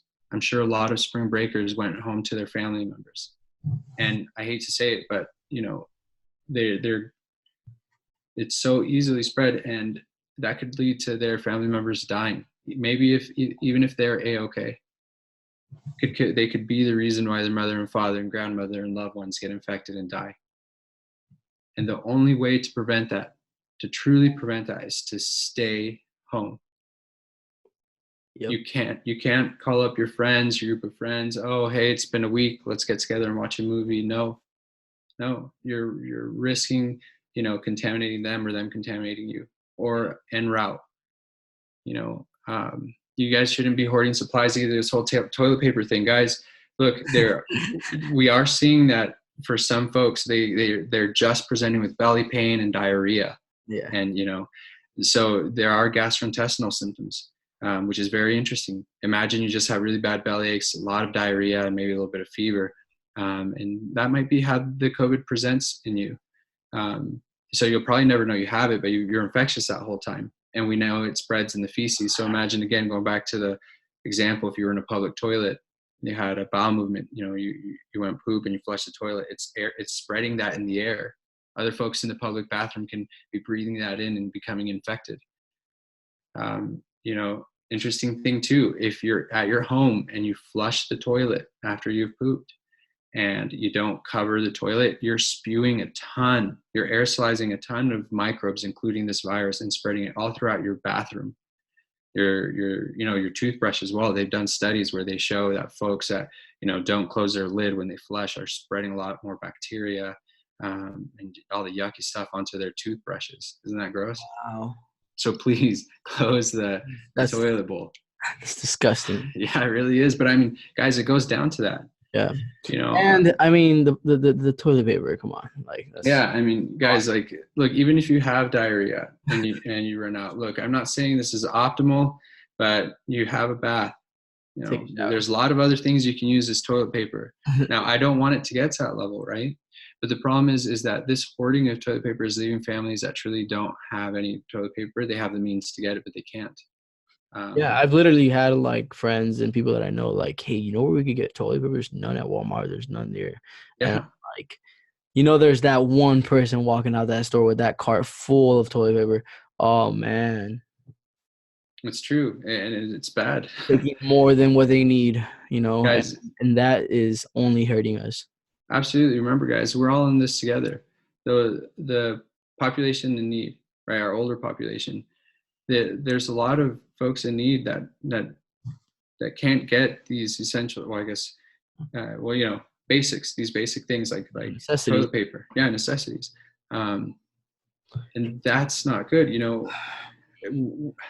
If you're young and healthy and you have, 300 toilet paper rolls, you're not going to go through much, even if it's a couple of months. But, you probably have enough supply there for so many more people. And that's what we're seeing a lot, even in medicines, the Plaquenil, the hydroxychloroquine, that medication that President Trump made famous, saying that it's a cure. It's not a cure. It helps. It helps. And that's something you could buy over the counter? No, it has to be prescribed. Okay. But the problem is folks need that. People with autoimmune diseases, they need that medication. Yeah. And unfortunately, we're seeing people hoarding even this medication, even in the medical community, which is bad, prescribing it to their own family members. Wow. What we need to do is we need to be smart about our supply and avoiding that. Don't be greedy. Exactly. There's a lot of medications that are coming down the line that are promising. Some antiviral medications with this famous company called Gilead. It's a drug company. And there's a lot that are showing some results. There's even some reports of traditional Chinese medicine helping in certain ways. So there's a lot of these promising possibilities, but right at this time, if we only limit ourselves to just one thing and hoard it, that's a bad outcome for all. A lot of people that don't really need it are using this limited supply, and withholding it from those that really do need it. That could be saving someone else's life. Absolutely. So that's another thing. Don't hoard supplies, guys. Take what you need. There's big estimates, but I think it's pretty safe to say that for the next month to hopefully 2 to 3 months, we have really strict, measures in place, because that's how much we're going to need. This isn't something that's going to go away, in the next 2 weeks. President Trump said something about, he's hoping to open up the country around Easter. He said he's going to follow, the hard data and I think the well-being for all in his decision. But unfortunately, I just don't trust this gentleman who's has a long history of doing things that are not evidence-based. And I fear for that, because if we lift up these restrictions and movement, these quarantines, then it's just going to start spreading again. We're seeing that these possible second breaks of or second waves of people getting infected in China and South Korea. And I think in China, they were saying it was people that were coming from the outside countries back to China. But, we could point fingers all we want. It doesn't make a difference. It's happening. Yeah. And we just need to act now. Absolutely. We need to act now. Sergio, I'm going to grab a quick glass of water. It's already served. Yeah, no, go ahead, man. Wow. A lot of information here. And I mean, this podcast has been very long, longer than I expected, but I feel there's just been a lot of information here that you could, take a break, come back to it, and pick up where you left off, and share this advice with people that you know, that you love. Kind of like you, Jose. I know we go really back. And you called me just out of the blue because you wanted to inform me. You wanted to share this with me. So it's kind of like a challenge. I'm doing my part, and me and Jose and are doing our part by, getting this on this podcast. Is up to you guys to do whatever you guys want with the information. We obviously would love for you guys to share it out to your loved ones, to your friends. Even though it's a very, very long podcast, a lot of numbers, a lot of data, which is not always the most entertaining information, but it's necessary. And it's one of those things that everybody should listen to. Everybody that is listening to this, make it like a challenge for you, a role, whatever will motivate you to share this out, to inform your loved ones so they can take care of their loved ones, and we could, at least slow this virus down, because at the end of the day, there's no way to prevent it. Absolutely, guys. The truth. That's the truth. Until we have a vaccine or a cure. And that, from what I've seen, is going to take anywhere up to 12 months to 18 months. Is that correct? Yeah, it's all estimates, but it's estimates, yeah. And obviously we will pray, we will, hope that this is, we find a cure, we find a vaccine within, a month or two, like we should all be praying as well, that happens. But let's always prepare for the worst and be protected. Absolutely. Guys, it's that old saying, right? It's better to be prepared and not need it than not be prepared and need it. So let's just prepare. Let's get ready for worst case scenario. And if it doesn't come to it, great. There's this famous politician, that said this recently. It's really, it comes down to this. If we're successful in quarantine, that means that nothing really happened. What she's trying to get at is, a successful quarantine, meaning that we stop the spread, means that we're really going to see a whole lot of nothing, and that's good. A whole lot of nothing means that hospital is not going to be overwhelmed. It means that people are going to be able to get all the care they need for those that need it, better outcomes. That's what it comes down to it. And I hope you guys know that. So if you're at home, you're looking up in your cities, the numbers, and you're like, well, we don't have much cases. That's fine. That's good. Keep it that way. Don't spread it. Guys, and being at home all this time in quarantining is a perfect time to kind of load up on some bad habits. One of the bad habits is drinking. Don't do that. Alcohol decreases your immune system, in particular with viruses. Your immune system is, your personal army against all invading pathogens, particularly this virus. You're literally hurting your troops before one of the biggest battles you're about to face in your lifetime. You're getting them drunk, and they're not going to be prepared. Absolutely. Oh, hold on the screen here. Let me see. I'll try to get back to it. Your little guy, right? That you haven't seen. And how long you haven't seen him? Yeah, that's kind of going back to some of the things that I've done and that you guys can do too. Look, I am high exposure risk because I'm in a hospital taking care of patients, a lot of patients that can be infected. Okay. And it's constant exposure.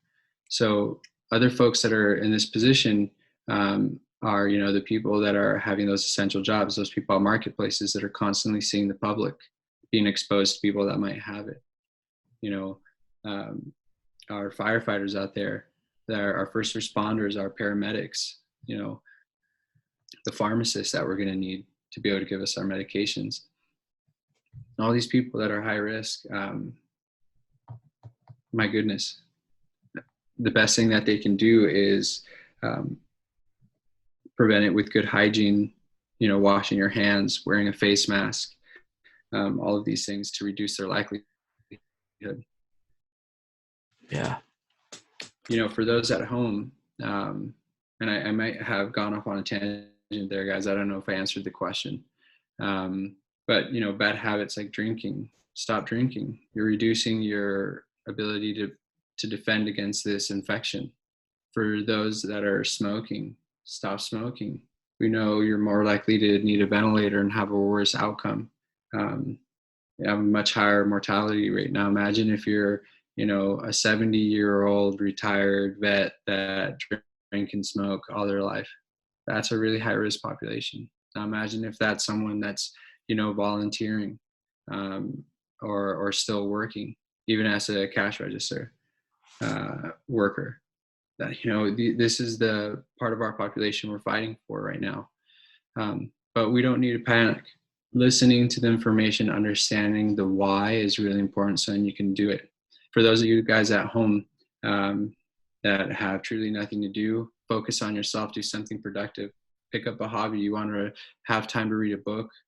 You've been wanting that time to get in good shape, or to work on your diet, or to do the early spring cleaning, or to spend time with your loved ones, your kids. Do that. There's a lot of things that you can do in your time to keep your mind and your body healthy and active. Yeah. And that's the best thing that you can do. And do it with caution. But don't be scared. Just be cautious about it. Yeah, this is not to scare you. This is not at all to scare anybody who's listening to this. That's right. It's only to inform. That's right. Our purpose is not to spread fear and panic, but guys, in all honesty, this is a very serious situation. But understanding it and knowing how to react to it is very important. And that's one of the reasons why I wanted to create this podcast with you guys and with Serge. This is to help sort of those false things that you're hearing, and also to let you guys know, don't spread falsehoods. If you're not informed, okay, if you're not looking at accurate information and you're spreading lies like, oh, this is just another flu, or, it doesn't matter. Yeah. I don't have it. I'm not sick, without being tested or knowing that you can be completely without symptoms and be spreading it, don't spread those falsehoods, guys. Share information that you hear that is accurate. This information is accurate to the best of my knowledge. I'm a medical professional. I'm a scientist at heart. I'm doing this with the sole purpose of trying to give you guys the most accurate information. 100%. You can spread this source. It's long, but it's worth it. Plus, everyone has time right now to do all these things that we want you to do. Listen, guys, social distancing doesn't mean socializing while you're 6 feet away from someone. Okay, like if you're at an essential place like the store, yeah, practice social distance of more than 6 feet away. Okay, wear face masks. Okay, wash your hands. Don't touch your face a lot. Try not to use money. Remember, this can stay on surfaces. This includes money. People are breathing on the dollar bills or touching their face with their hands, then grabbing the money, giving it to a cashier. That's constantly exposed. Well, I mean, that too, if any job that has to do with money, Hey, bankers, Yeah, bankers. I'm really hoping that they've closed down strip clubs all across America. Guys, like really, I it sounds a bit crash, but hey, look, the internet's better because at least you're not spreading it. not spreading it. Guys, look, we live in such an awesome era. If I need to, I can FaceTime my mother, my father. Look, for you young kids out there that have a big social life, bunker down, please stay home. Don't go to your neighbor's house. Don't invite friends over. Don't go to little parties. Don't. Stay home. Think about your mother, your father, your family members that have comorbidities that, would put them in a high risk category. You don't know whether your friends have it or not. You really don't. This is something that spreads silently, guys. And there's a lot of estimates that there's a huge population that is infected and doesn't even know it. There's something called carriers, and they're just spreading it. And, you might get it. You might also be a carrier and spread it and be completely okay. But what about when you go home to your mother and your father and you give them a hug because you love them? What about your uncle and your aunt, your friends, or their parents? These are the people that are going to be hit the hardest. And you can stop that, or you can be the cause. And that's frightening. That's a huge responsibility. Take this responsibility serious. Do these things. Practice good hygiene. Disinfect the house, guys. Those hand sanitizing wipes. I know it's been seen in Lysol wipes and Clorox wipes. Coronavirus is a virus that is killed by this. There's also at-home mixtures that you can make if you look online with basic things like water and bleach. There's dilute that you can make to use if you don't have these Lysol wipes. Keep the house clean, while you're in there. Practice good personal hygiene. Stay healthy. Exercise. Remember, guys, the United States military, they create soldiers with just body work, push-ups, pull-ups, squats, mountain climbers, dips, basic things. You don't need any equipment. You can do that at home. If you guys do. That's coming from someone that was in the military. Thanks, Serge. I was there for a brief time, and what I can tell you, it was one of the best shapes of my life. If you do have to go out, wear face masks. Okay, guys? Wear gloves. You need to. Think of, again, those high-risk patients. Think of all the air you're breathing in when you go out into the public. Hand sanitizer is also effective. Now, remember, guys, doing this reduces your chance of getting infected.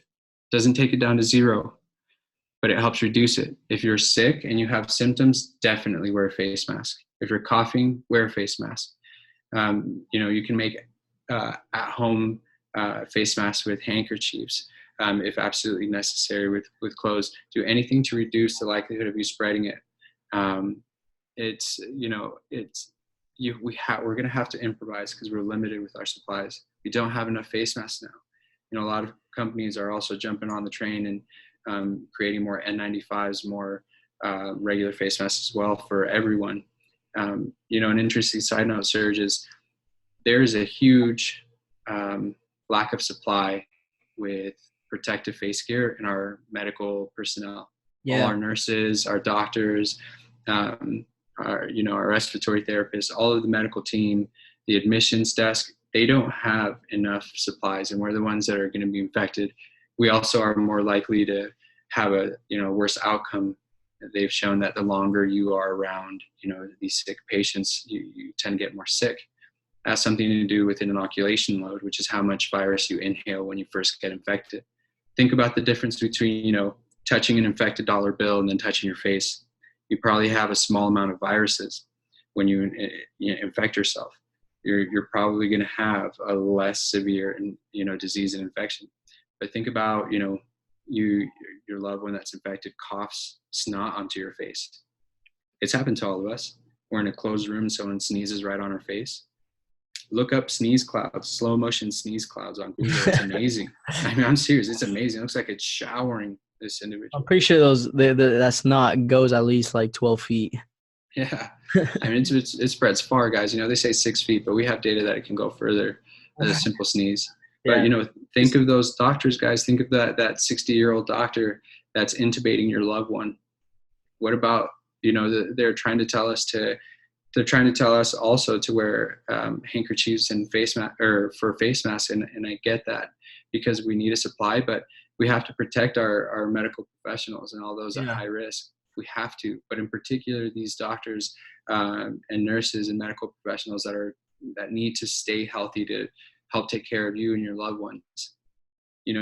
And the best thing that you can do by your part is stay at home, do all those things that we asked you not to do. It seems like a really small task, but it's a huge responsibility. Please take it as such. Now, guys, look, here's some good sources. If you guys go to www.worldmeters.info/coronavirus, again, that's worldometers.info/coronavirus, or you just type in World Metrics Coronavirus on Google. That's an awesome source of confirmed cases all throughout the world. I am on it all the time. There's also the Johns Hopkins ArcGIS. I don't know if I'm pronouncing it right. But if you type in Johns Hopkins, I think we could also, you could go ahead and say them, but we'll also like try to put them in the description as well, so that people could just go directly to them. Good. Actually, I'm really happy you said that, because it's so complicated. It's ArcGIS, ARCGIS.com, Yeah. Johns Hopkins coronavirus. That's another fantastic source. The CDC, guys, the cdc.gov/coronavirus. That has a ton of great evidence-based information. I want to give a shout out to a YouTuber. He's an epidemiologist. His name is Adam Taggart. He runs this group called Peak Prosperity. That's PEAK Prosperity, PROSPERITY.com. He has both that website, but he also has a YouTube channel. Guys, I had been following this since January, and sometime during, I want to say, February, I found this Adam Taggart. Wow, he is a wealth of knowledge. I am so happy that he made this YouTube and he has this website. A lot of evidence-based information. He is an epidemiologist, so he studies spread of disease, and he has been fantastic with a lot of predictions that have held really true, and a lot of great ideas that I think need to be heard more. So shout out to Adam Taggart. And then to all my sources where I borrowed their slides, trademarks owned by them, copyrights owned by them, because again, knowledge is power, guys, and we need to take this serious and live up to this responsibility and not spread it. Again, think of your loved ones, guys. Really stay home, hunker down. So, Sergio, what I wanted to do is, I'm going to leave the floor open. Any questions that you have, anything that you think I missed, I'm happy to just talk about them. I think we touched on everything, to be honest. If anybody has any questions, we could possibly create like a follow-up video, but I don't think it's necessary. I think we've already covered everything, and all we got to do now is just spread this message. Stop listening to those that think they know everything, saying, hey, this is just another flu.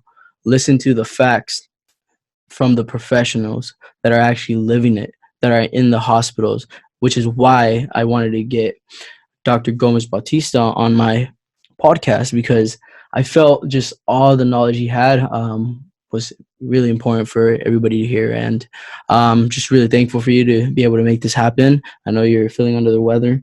I really hope you feel better. And yeah, I think people, the main challenge here is, I'm going to say, share this podcast link with at least 3 to 5 people. Shoot for 5. Obviously, the more the better, but just spread this message. It's not for listens. I care less. I actually did not even plan on recording my first podcast episode until actually my new router came in. But as you guys can see, we had some troubles with the connection, but I just thought it was really important to make this happen. And I feel I'm truly blessed to be able to deliver this message to everyone. Thank you again, Jose. I really appreciate you, bro. I love you.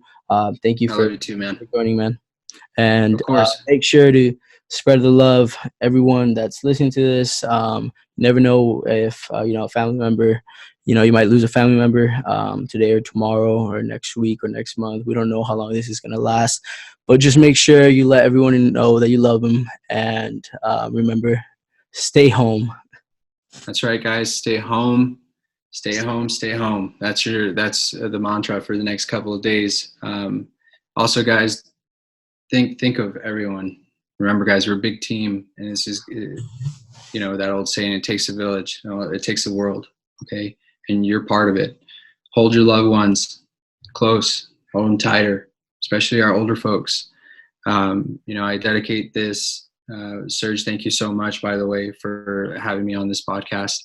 But I dedicate all of this to my family, my lovely wife, Vanessa. You inspire me every day. My goodness. To my dad.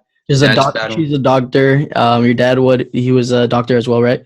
Oh yeah, that's true. My dad, he's my first hero. He's the inspiration, along with my mom, to become a doctor. I wanted to follow in their footsteps. My dad's also battling cancer, guys. And he's immunosuppressed from chemotherapy. There's a lot of our loved ones that really depend on us, that are really high risk for dying. We got to think about them. Things that you have to really be willing to go that next mile. Yes. I haven't been seeing my mother, my father, my grandmother, or my son, because I work in the hospitals, and I'm most likely going to be infected. I don't want to get them sick. Yeah. I don't know what's going to happen when I get sick. I might be sick currently with it, so I'm quarantining myself. But what if I infect my loved ones and I'm the cause of them dying? What if you're the cause of someone's other loved one dying, or them dying? This is a very real responsibility. Think of them. I dedicate this to them, to my wife, my dad, my mother, my grandmother, to my friends, and to everyone out there, guys. Say I love you. Serge, I love you, brother. Thank you for having me on this podcast again. I've said it a million times. I hope that this message is spread like wildfire. We need this. And, guys, we can give this a positive twist. Go online, look at your sources, look at your community rules and regulations, write to your governors, write to those higher ups if you guys aren't having strict quarantine rules. Share this information, share this video, educate folks, point them to the good resources. We need everyone in this. There's a lot of things that people can do from home. I've seen amazing things, like people that have 3D printers that are helping, create blow-off valves for ventilators that the hospitals are going to need. People are doing these amazing things. Absolutely, entrepreneurs, guys. This podcast is about hustle. This is where we need those great minds in this world to hustle, help. You could make such a tremendous difference in ways that you can't even fathom. But you just gotta put in the time, effort, and think of how we can improve this situation. With that many minds thinking, we're going to come up with amazing solutions. 100%. I truly believe that as well. And we're going to look back and hopefully look back at this video and be like, wow, we were able to control this, and it didn't end up as bad. That's what we're all hoping for. But anyways, everybody, cancel your plans, cancel your next trips, cancel that party you guys are going to have, cancel that birthday party, protect yourselves and stay away from any people that you could possibly, catch something from, or just stay home. Absolutely. And then, guys, if there's any further questions, things that we can address, things that we missed, I'm always willing to make more time to spread this information. Serge, is there any way that they can best get a hold of you? Yeah, definitely. So you could reach out to me to my email. It's sergio@influencerclout.com. Reach out to me. But what we can also do, Jose, is we could also, if there's a lot of questions out there, we could go like on a live video on Instagram, and obviously we could just save that video as well, but and then upload it into like a YouTube channel. But I mean, I honestly think a lot of questions were answered. There's enough information for you guys to run with and take action. So let's just pray and hope for the better. That's right, guys. A lot of prayer, a lot of good thinking, a lot of hard working. Please, guys, stay home. End of the day, do your part. Do your part. Serge, thank you again. Thank you everyone for listening. Spread the facts, guys. Spread the knowledge. Let's make a difference.